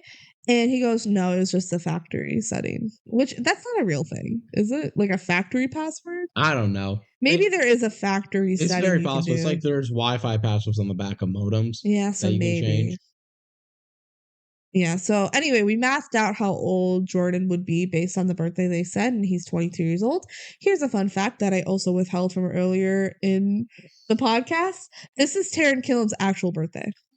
He's an actual April Fool's baby. April 1st, 1982 was actually the day Taran Killam was born. Okay, so he actually was 22 when they filmed.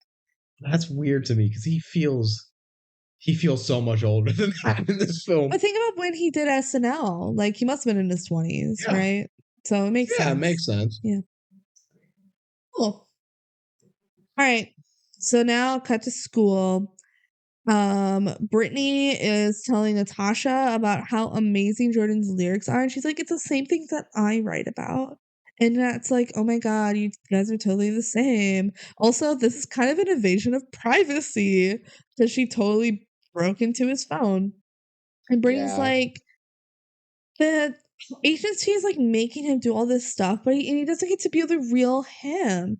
We're going to help that. Cue the first montage of the movie.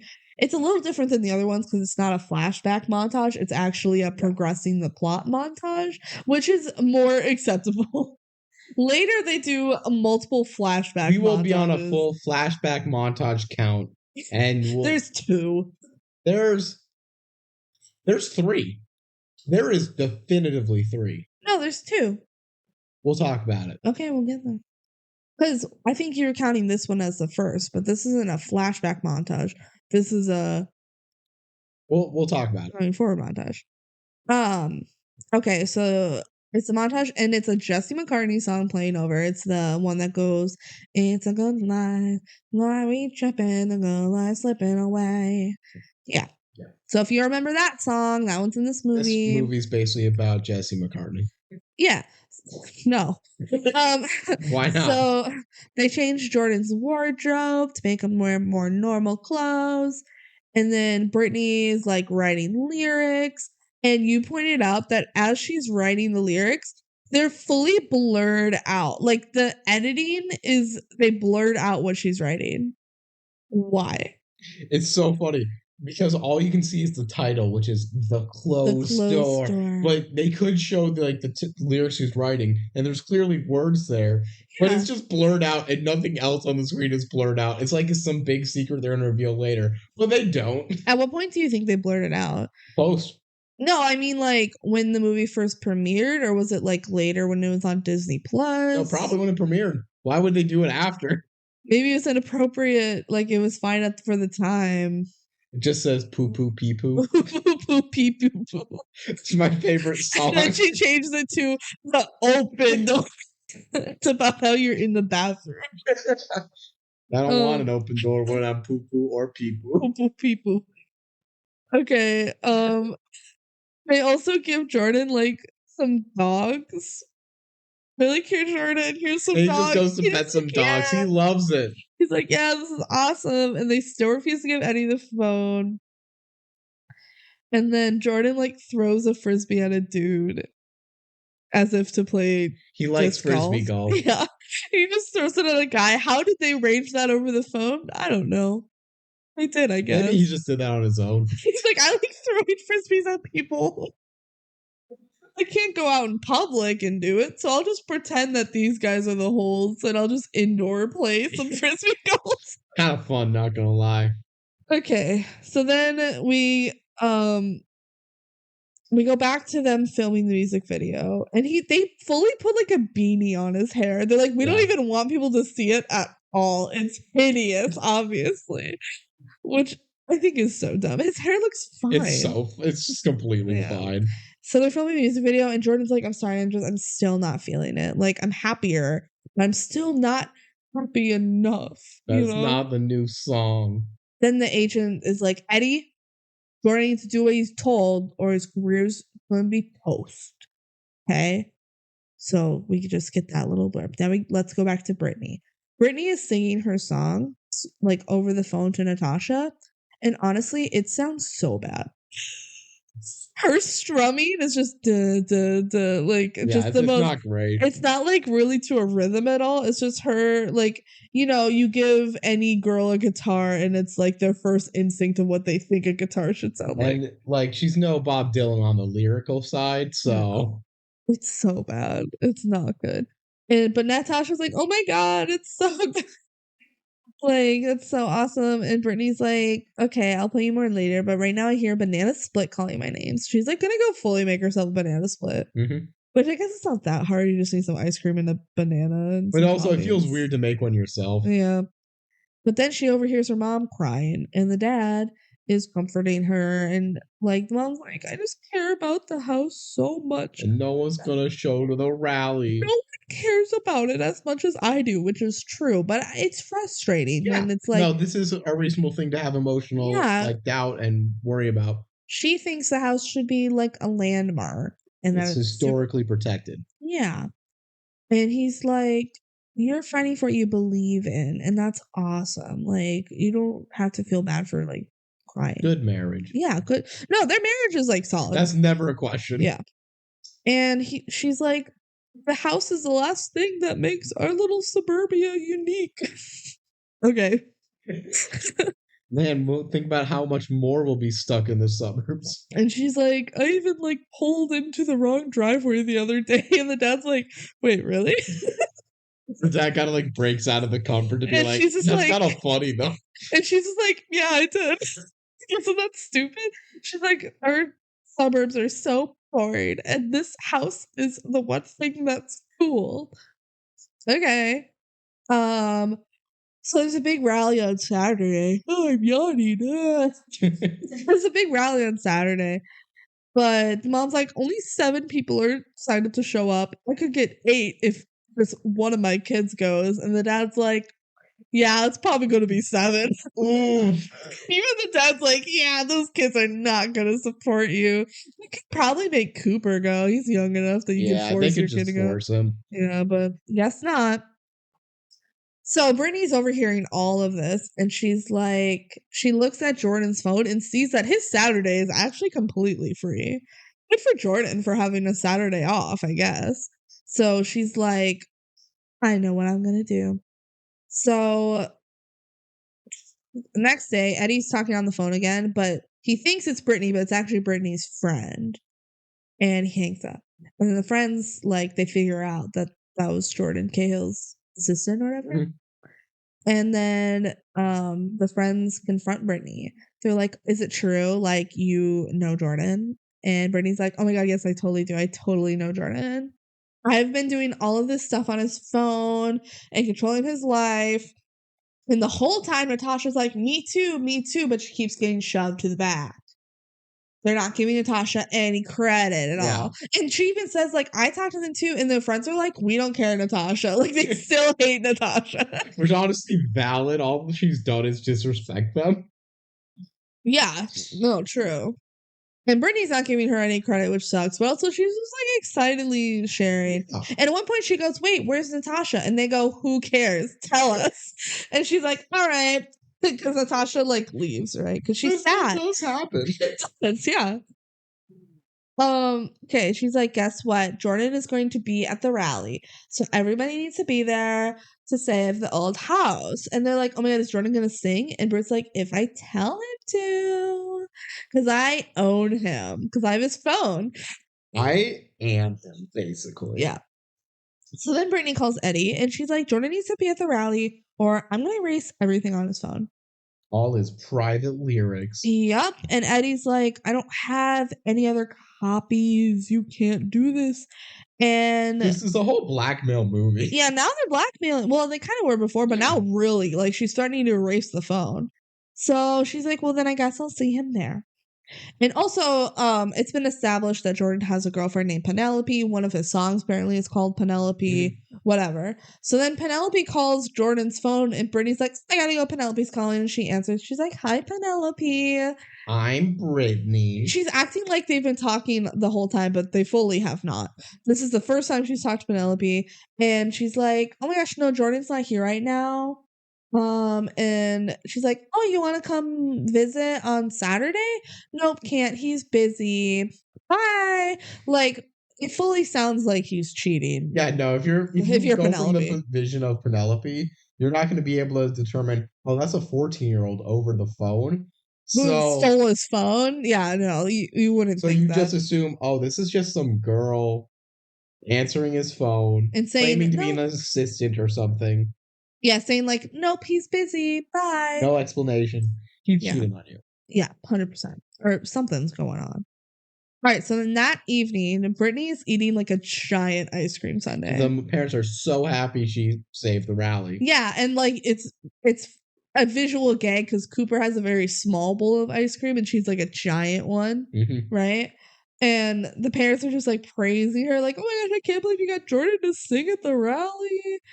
And Jesse's like, "Jordan's probably going to be depressed since his girlfriend just broke up with him. It's all over the news." Penelope broke up with Jordan Cahill.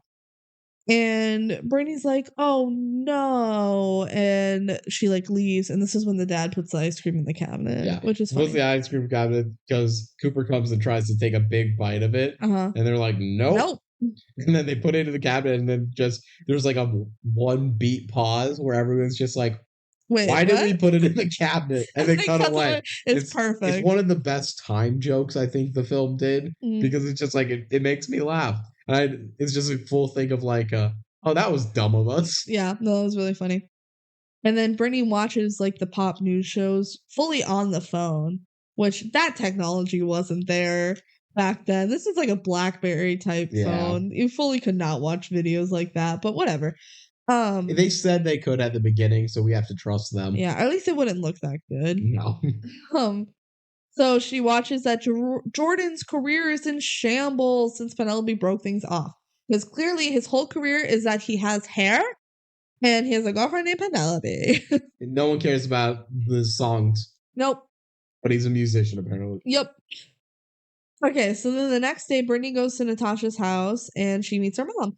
But she really needs to talk to Natasha because she's like, "I need help trying to solve this whole thing. I accidentally got Penelope to break up with Jordan. Like, whatever. It's my fault. Figure this out." Yes. So Brittany's like, "Hi, Natasha's mom." And Natasha's mom's like, "Oh my gosh, hi, Brittany. It's so nice to meet you. Like, I wanted to thank you for being such a good friend to Natasha." Natasha doesn't ever have friends. No, she's so shy. And Brittany's like, Sus. What? Doubt? She's not shy. And she's like, "Yeah." And like her dad is going to come home tomorrow from traveling. And Natasha's like, "Oh, from like Europe or whatever." And her mom's like, "No, just from like Buffalo because he's a sales guy." And Natasha's like, "Oh my God. Oh, is this what you mean by the flashbacks?" Yes. Okay. It's a little different because it's not a music montage flashback, but it is different. It's definitively a flashback and a montage. Yeah. So we get a little flashback of Natasha lying about her life, of being like, "I traveled to Madrid and blah, blah, blah." Like, it's all lies. So Brittany goes upstairs to confront Natasha. She's like, what the heck, you're a liar. And she's like, anyway, like, I need your help about the rally thing. And like, Jordan broke up with Penelope. And Natasha's like, I'm mad at you because you took all the credit for like doing all this stuff to Jordan, even though like a lot of it was my idea. And Brittany's like, well, you've been lying about everything about your life. Let's look at whose crime is bigger. We got Brittany, who, well, first, they both have the crime of invasion of privacy, et cetera, with the phone. We'll ignore like the crimes against the phone. Yeah, we're doing who's bigger on each other. Mm-hmm. Brittany didn't really talk up Natasha in one social setting, where it's in front of friends, while still later on in there being like, where's Natasha? While saying like all this stuff that they've been doing. Notably, this exact thing Natasha did to the friends earlier. Yeah, trying to take credit for something. Yep, talking to Madonna in that one. Yep. Versus Natasha lying about every single thing their friendship is based on. Lying about every aspect about her life. Yep. Whose crime is bigger? Vote now. Natasha. What? This shouldn't be a vote. So Brittany's like, you've been lying about your whole life. And the quote is from Brittany. Your mom says you're not good at making friends because you're shy. But I know it's because you're a liar. Damn. Burn. And Natasha's like, oh yeah, well, you lied about being a Jordan fan. Like, clearly you're a giant freaking Jordan fan. Which our theory is that Natasha is too. But they don't bring that up. Brittany's like, you lied about your parents being divorced and what your dad does for a living. And Natasha's like, well, technically I never said they were divorced. So that's on you. Wow, assumptuous much. Yeah. She definitely like insinuated it though. She definitely meant it. And definitely lied about what her dad does for a living. Camp Rock, man. Let me tell you. Natasha's like, whatever. Like, I am fabulous, and that's why you talked to me, not because you were sorry for me. Oh, well, sorry. Brittany's like, I've talked to you because I felt sorry for you. And Natasha's like, no, it's because you thought I was cool. And Brittany's like, more like pathetic. And Natasha's like, you're just trying to be just like me. You want to stand out because your life is boring. And then the mom walks in, and she goes, what is going on in here? Just a full-on cadence of just like I entered the room. What are you doing here? What is going on? And then Brittany storms out. So that's a pretty big fight. Yeah. And while Natasha, everything she's saying is true, she's just so clearly in the wrong regardless. Yeah. But whatever. Like everything. Both bad friends. Yeah. For real. But they've been best friends for years, according to you. I always thought they've been like best friends for years. So how long had this lie been going on in your brain? This movie came out when I was 5, okay? I was like, obviously they're best friends. Yes, but you had a perfect memory of the jingle of the commercials. Stuck in the suburbs. We'll be back after these commercial breaks. All right, so Brittany bikes away and cries, right? This is our first/second flashback montage. It's the one with the music, right? I would say this is second. Again, you can't say the montage of every lie that Natasha said isn't a flashback montage. It's just that one just had the audio of the clips, whereas this one has music playing over it, and that's the difference. So we have like a sad kind of pop song playing, right? And it's literally just clips from the movie of them being friends. Yep. Remember the movie that you just watched? I don't know if you remember the movie. It's only been going on for like 45 minutes. Yeah. Brittany's like biking around the park and she's all sad. And she's like, we used to be best friends. And now we're fighting. We best friends for like a couple weeks, I guess. Probably less than that, honestly. It means so much to me, our friendship. And it was all based on a lie. Then she gets a phone call. And she's like, I'm so sorry for everything I ruined your life. Like, I'll take it all back. I'll give you the phone. I don't want it anymore. Yeah, I don't want it. And then Eddie's like, well, it's too late. I wish you told me that earlier. I had to tell Jordan everything to try and get him to sing at your dumb rally. And now he's disappeared. And it's all your fault. And Brittany's like, oh my God, it can't all be my fault too. And then the agent kidnaps Eddie so that they can go find Jordan. And the agent's like, we're going to track Jordan's phone. And Eddie's like, Has this been a thing the whole time? Which is pretty funny. Everyone knew that you could track this phone. Yeah, and he's like, did everybody know? He knows you can track this phone. Why didn't nobody tell me that you could track the phone? Would have made everything so much easier. Yeah, so they like get in a van and they're gonna start tracking down Jordan's phone. So then Jordan calls Brittany on his phone, right? It's actually Jordan this time. He found another phone, I guess.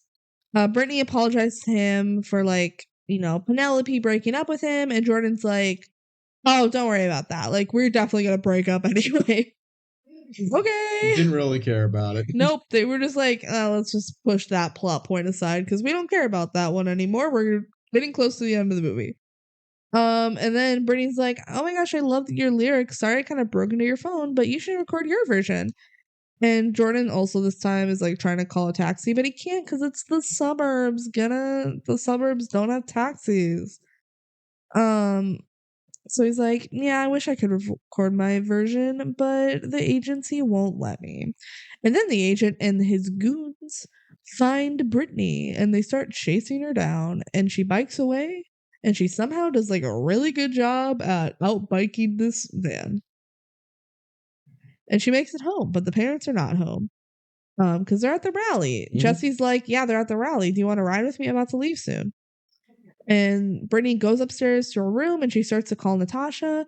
And she's like, Natasha, where are you? I need you. And Natasha's like, I'm already here in your bedroom. Which doesn't make sense. Let's be clear about this. Because if she was going to go make up with each other. Well, she went to her house. She didn't know where Brittany was going to go. The rally? Well, maybe she'd go to her house first. I don't know. It doesn't make sense to me. It doesn't.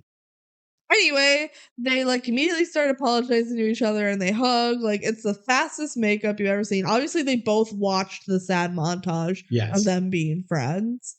And they're like, I was just jealous of you. Oh my god, I was jealous of you. Aww. Let's be friends again. They're not good for each other, but whatever. Whatever. Maybe they are. Maybe they're exactly what each other deserve. Mm-hmm.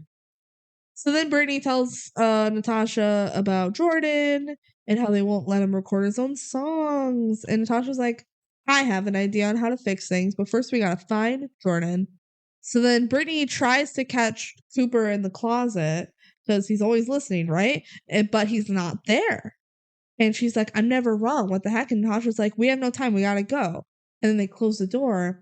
Cooper was hanging on the door the whole time. He's like, I did it. I didn't get caught. Yup, didn't this time.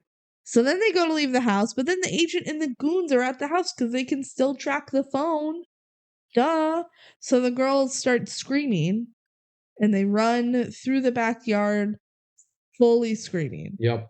Obviously, the agents would be able to hear this. But somehow they lose them.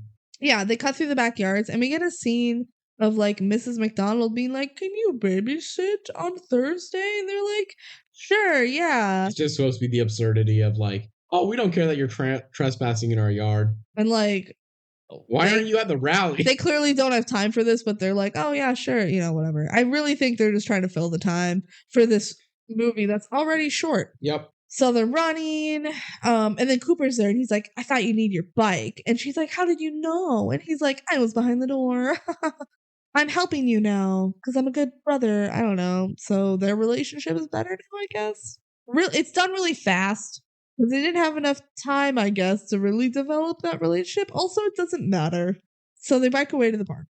So then we get a little montage. Again, not a flashback montage, just a like moving the plot montage of the chase sequence, right? And Stuck in the Middle with You by Steelers Wheel is playing. It's funny because it's just like, okay. I don't know how I gave you tonight. You know that song? Yeah. I'm stuck in the middle with you. It's a very famous song. Why is that in this movie? Because it's called Stuck in the Suburbs, and they're like, people are going to look up Stuck in the, and then go Google auto select for the rest. Stuck in the middle with you. So they like basically, they bike by this guy fishing and just fully knock him into the lake. Pretty rude. And Natasha wants to stop for ice cream, and the Brittany's like, no, but then they do get ice cream at some point, which is just like a silly little gag. Sure, why not? And then they call Jordan. They like lose the goons and they call Jordan and he's like, I got hungry, so I'm at a diner. Like, don't worry. I'll stay out of sight, guys. And he's wearing sunglasses in his hat. Yeah, so he like isn't really recognizable right now. He's like, don't worry. I'll stay out of sight. Proceeds to take off his sunglasses and his hat. And the fans all immediately notice him. He sees a little bobblehead. He got a toy with his meal, by the way. He got a kid's meal. Pretty fun. And he sees that it's a Jordan Cahill bobbyhead, and then he looks back and everybody sees that it's Jordan Cahill, and they freak out and they start chasing him. So then the girls are biking and they see a mob of people chasing Jordan. And the footage of them chasing after Jordan is sped up. It's so fun. Like, it's not sped up the whole way, but like, especially they start off with the bike in the back and he's running in front. And they're like, we want to pace this out correctly, but we don't want to have to like worry about the choreography of that. So we're just going to speed it to match how we want it. And it's really funny because it's just like, they're acting like it's all the same speed, but suddenly everyone's running faster and everyone's biking faster. It's just, he is doing a very light jog in front of these people who are also light jogging. They could all touch him if they wanted to. They could. Easily. But they're not. But there's just a mob of people running after him. And I think when they were editing the movie, they're like, fuck, it really doesn't look like they're chasing after him hard enough, so we'll just speed it up a little bit. It's funny. It's so dumb. So the girls bike next to Jordan, and they're talking about how they like, they have each other's phones, right? Yeah. And they're like, oh, by the way, like J-Lo called, she has a party next week, like it's just casual. And Jordan's like, thanks. Hey, soccer practice is canceled tomorrow. And Bernie's like, oh, thank God. Okay, cool. Like, it was just a funny little exchange. It's a good little scene because it's like, oh yeah, she also doesn't have her phone. Yeah. There's stuff that's important on that. Yeah. So then they get away from the mob somehow. I don't know how they He just runs faster. Obviously, the mob isn't running fast. They don't show. We just are supposed to know that they got away somehow, and they're like hiding in a tunnel at a park. Yep, as you do. And then they trade their phones back. And Natasha reveals that she's probably been a fan of Jordan. So this is when she says, like, but you were wearing pink in this one music video. And we're like, how does she know that? Which, again, it could have been she looked up all this stuff after everything. But also, this is the strongest point in team. She's been a fan the whole time. Favor. Yep. Okay, so then they're like, oh, hold on, one more thing with our phones. They just like do a little boop boop connecting, like when you had a Tamagotchi and you wanted to play with your friend's Tamagotchi, so you just connect you touch the little tops. Yep. They do that with their phones. And apparently they've had this planned out the whole time. Well, that's what Natasha, she's like, I have an idea. So this was her idea. Okay. They send Jordan's lyrics to More Than Me, which is the music video they've been recording, but it's his lyrics. They send it to the whole world. And Brittany's like, well, not the whole world, but close. And what she means is her like small friend group in this 3 friends in this one random suburb is basically the whole world. But with how much they scream, it works. Is this where we get the montage? Yes. Oh, it's not a montage. It's a collage. It's really weird. Okay, so the girls, we see them all answering the phone, right? So somehow their little bloop bloop bloop on the phone made them call numbers. Probably they called each other. I don't know. But when they answer the phone, they hear Jordan singing somehow. Yeah, it doesn't make sense. It doesn't make sense. And they just start screaming. And the girls, it starts multiplying because you're supposed to be like, oh, it's reaching so many people. It's going so viral. But it's just the same girls copy and pasted. As if we wouldn't notice. As if we wouldn't notice. As a 5-year-old, I did not notice. But it's really funny because it's just the same people over and over. It's like 6 total people. And like they do a cut of 8 people, and on that 8 people, there's repeats. It's insane. It's really funny. And it makes no sense. They're just like, yes. And I guess we should be clear, like, this is not individual cuts to all of these people. It's like little people in boxes on the screen. And they're repeating the people. And it's the majority of people are being well repetitive. And somehow through just a recording of Jordan singing, they're supposed to gather that they're supposed to go to the rally at the house. Well, they already got told that the rally he was going to be there. I guess. And it's in like Is that recording supposed to be his new lyrics? I think so. They never would have recorded them, though. I don't know. Maybe he had that saved in his phone on a personal recording. Maybe. So then the agent gets like a text message like, oh, a premiere of More Than Me at this rally at the house. That's not supposed to happen. And he's like, wait, these lyrics are wrong. So he realizes that they're going to premiere the song that isn't set to premiere yet with different lyrics, which is probably a breach of contract or something. But there's worse that's been going on. Yeah. And then they see the bike in the park and they look in the tunnel. But they aren't there anymore. It's just the phone. They left the phone behind because they knew it would be tracked. Which, like, symbolic of their progress. They don't need the phone anymore. They just got Jordan. And then the agent goes, "Hey!"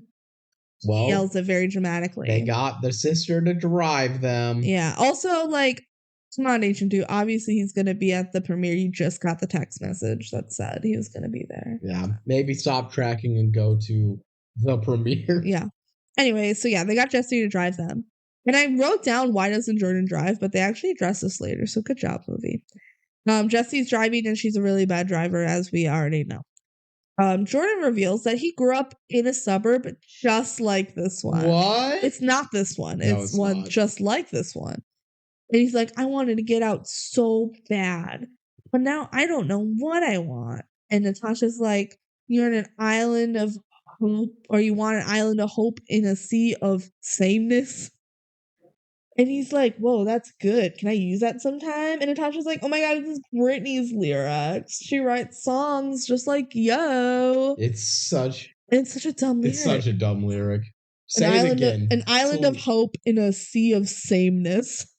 Like, it's not even good enough to be used. No, it's not. And he's like, oh my God, you should totally pursue songwriting.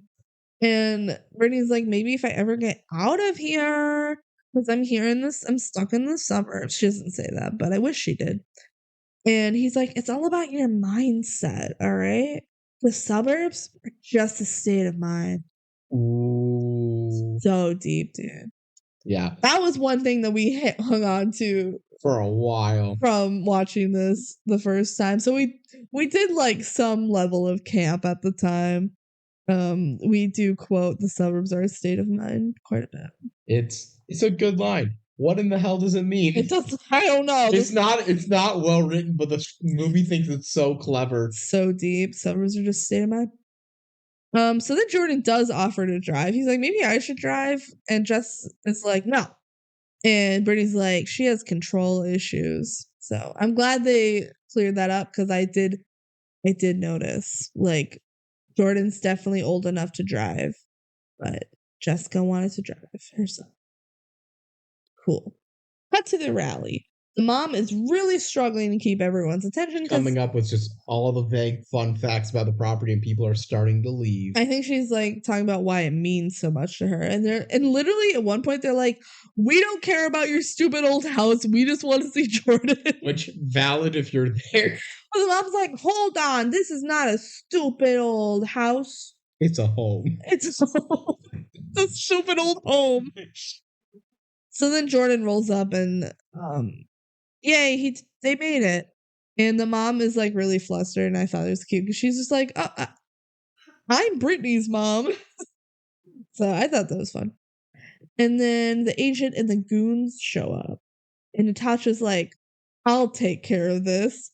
And then I'm pretty sure they don't show her trying to take care of it. Yeah, I know she doesn't. She doesn't do anything, but she's like, I'll handle them. And like doesn't. Classic Natasha, lying to the end.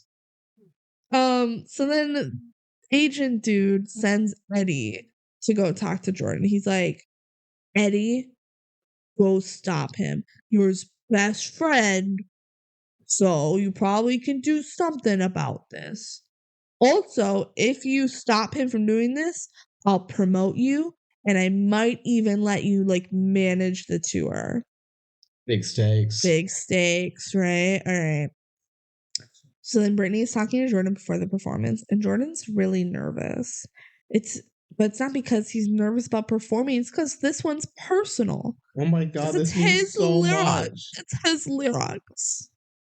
And he's like, I like it though. Thank you, Brittany. And then Brittany's like, oh, I'll be right back. I gotta go get something. And then Eddie comes in to talk to him, right? And Jordan is like, this was the right thing to do. And Eddie's like, this could be the end for us. Like your career. And Jordan's like, I'm going to do it anyway. And he's like, fine. But you know what? I'm going to do something first. Mm-hmm. And he goes to the porch where Jordan's supposed to perform. And he's like, everybody, I have something important to say. And this is supposed to be a big moment, right? Where Eddie's like, this is my best friend doing what he loves, whatever. No, he doesn't say anything like that. He just says, I would like to introduce my best friend, Jordan Cahill. That's it. That's it. That's literally it. He doesn't have a big speech or anything. He didn't have time to prepare, but you think he could BS something at this point. But nope. Nothing about how, like, the friendship means so much to him. Or that it's so cool that he's going personal. Yeah. Anything. Nope. Just. He goes, everybody, I need your attention. I would like to introduce my friend. Thank you. Goodbye. And so then Jordan comes out and the agent goes, oh, like, why? He didn't stop him. Mm-hmm. So then Jordan comes out and he's like, thank you everybody for coming out. I know this isn't the biggest cause. It's not going to change the world. The first two things he says are negative about the cause. But it's still important, I guess. It's like basically what he's saying. He does not care. Which, to be fair, why would he? He got dragged here randomly. He's like, I literally know nothing about this house. And honestly, is it going to change the world? No. It's just a stupid house. But he talks about how, like, your roots are important or something, or, like, where you come from, right? Like, the suburbs are important. I don't know. It doesn't make sense. And then Brittany comes out and gives him her guitar. Yeah. So that's what she lets him get. She's like, no, play it on my guitar. Because we know she can walk there. Because it would be where the coffee shop was. That's true. She is so sprinting with her guitar in her hand. And you made a good point. Like, I hope that's tuned right. It's probably not. Let's be real. Brittany, I don't think, is a very good musician. He starts playing it. It sounds awful. Yeah. No, it sounds fine. Yeah. So Jordan starts playing his version of More Than Me. Which I want to say, again, like, understand Taran Killam, you can put someone else on the music for him, maybe he can't do this well. The personal song is what he should probably be doing as an actor. That's kind of the point of songs like that, even if it doesn't sound as good, but then you can be like less produced.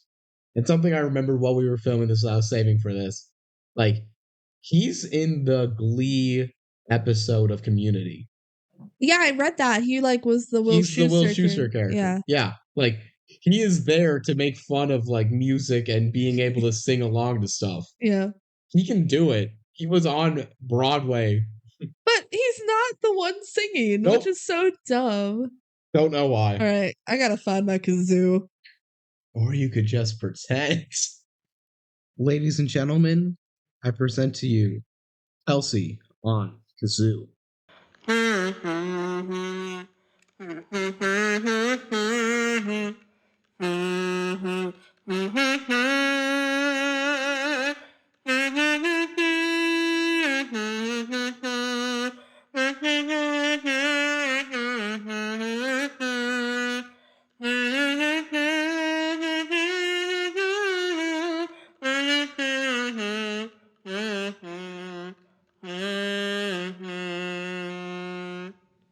Thank you. Clap, clap, clap, clap, clap. You did it. I know. That was a really good kazoo impersonation. Wasn't it? So that's More Than Me. That's the song he's performing. And we get another montage. Hell yeah. Remember the movie? Yeah, I don't know if you remember the other two times we flashed back to it. So it's literally just more clips of them being friends, except it's the clips of them being friends post the fight. So it's basically 3 scenes. Yeah, so it's like, here are some of the scenes we didn't put in the first montage because they didn't happen yet. But also maybe a couple from before the montage because we ran out of clips. It's so dumb. They really just couldn't fill this movie with anything else. Or I guess they didn't want to show Taran Killam singing as much. They wanted a montage. Yeah. I don't know. Okay, also, like, there's other band members there. They put, like, a whole drum set on this porch. Where did they come from? We don't know. We didn't know there were other band members. Yeah, there's, like, a guy with a keyboard and a whole ass drum set. And they were just there. We don't know. They're there. Cool. All right, cool. Everyone loves it. Hooray! So let me get a little, like, jump forward of the Ashbrook house, and it's a landmark now. Wow, they saved it. It's all like even though it's not the biggest cause. Shouldn't they leave it looking all old and no, you want to probably refurbish it. Yeah. Okay, I guess people are like hanging out at the house and in the yard. It's like a park probably now. I guess so. Another Jordan song is playing, and I'm pretty sure it's the same song from the beginning.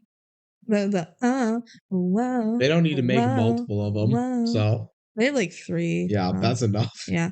We see the same red car as before. It's just like the beginning of the movie. It's like after soccer, and all the girls are in the car, and Brittany's talking to Jordan on the phone.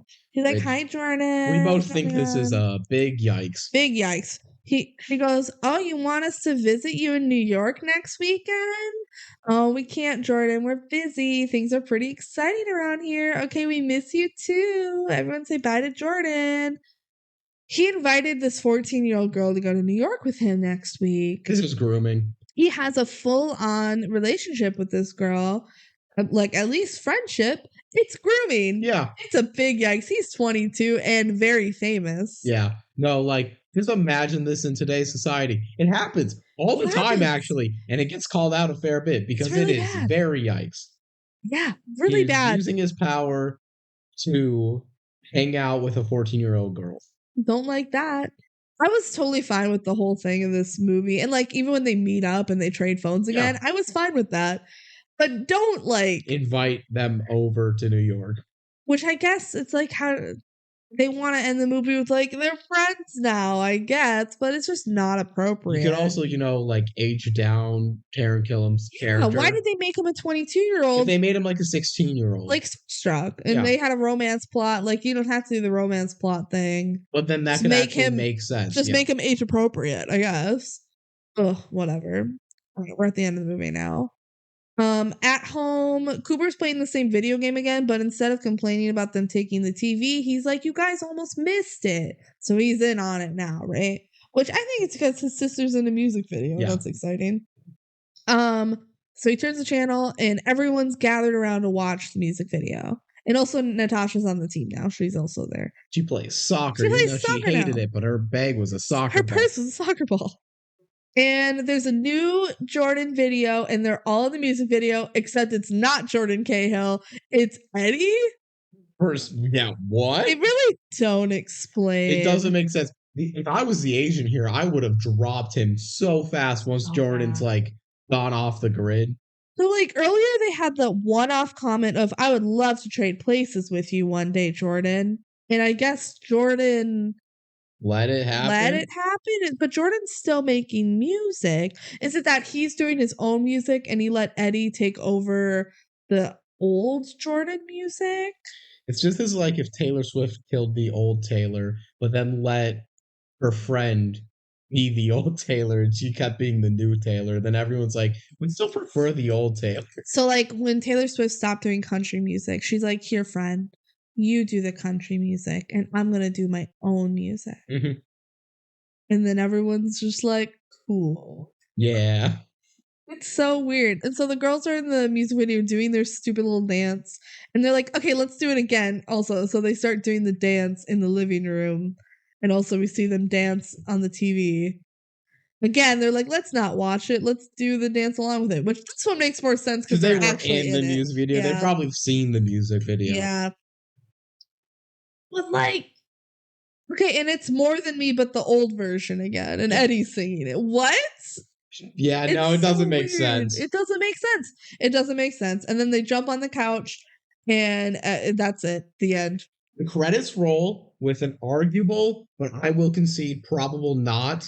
It's not fourth montage. No, it is a classic. You show pictures of the movie. Yeah, it's a slideshow of the movie. Yeah, which I would agree is not a montage. But if you're going on a loose definition, it is pictures from previous scenes in the movie about their friendship.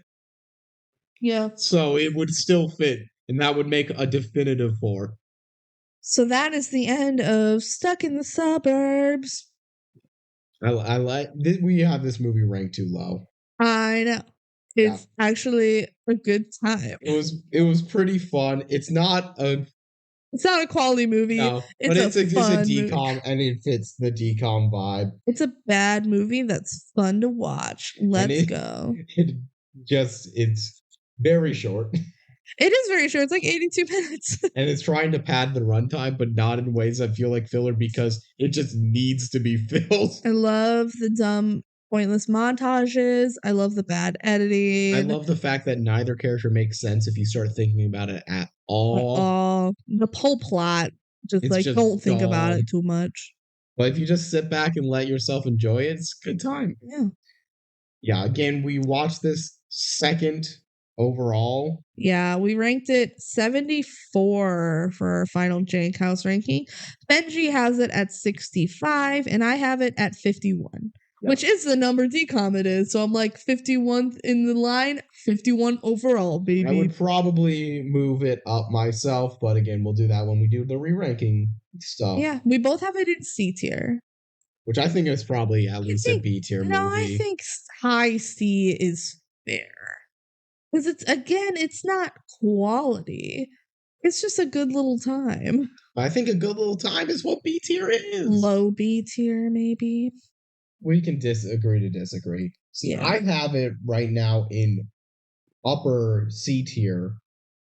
I also have it in upper C tier. I just have a bigger B tier. I have it higher overall than you do. Yeah, that's what I'm saying. I have it third in my B tier. I have it like 7th. Yeah. Or sorry, C tier. Not B. Yeah. I have it third in my C tier. But I just have bigger tiers than you.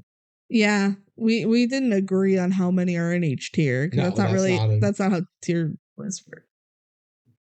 So yeah, there we go. That's Stuck in the Suburbs.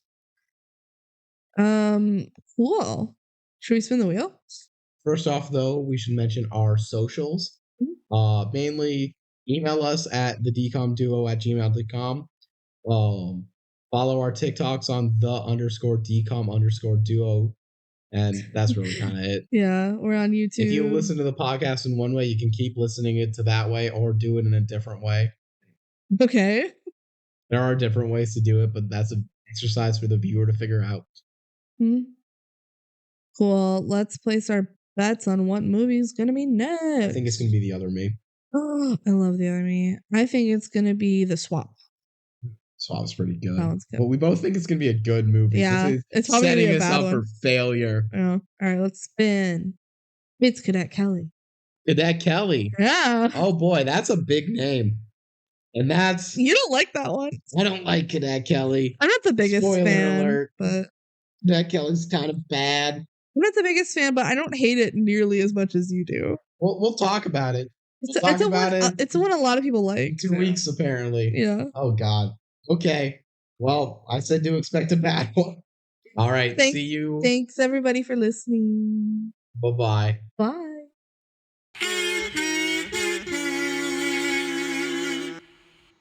Scenes from our next episode. I don't want to be a military person. I want to do art. I don't know. Well, let me flip a gun right here. Flip, flip, flip. Wow. Military's cool. Why won't they let me keep my gay pride blankets or scarf or whatever? I'm Hillary Duff. And I'm a lesbian.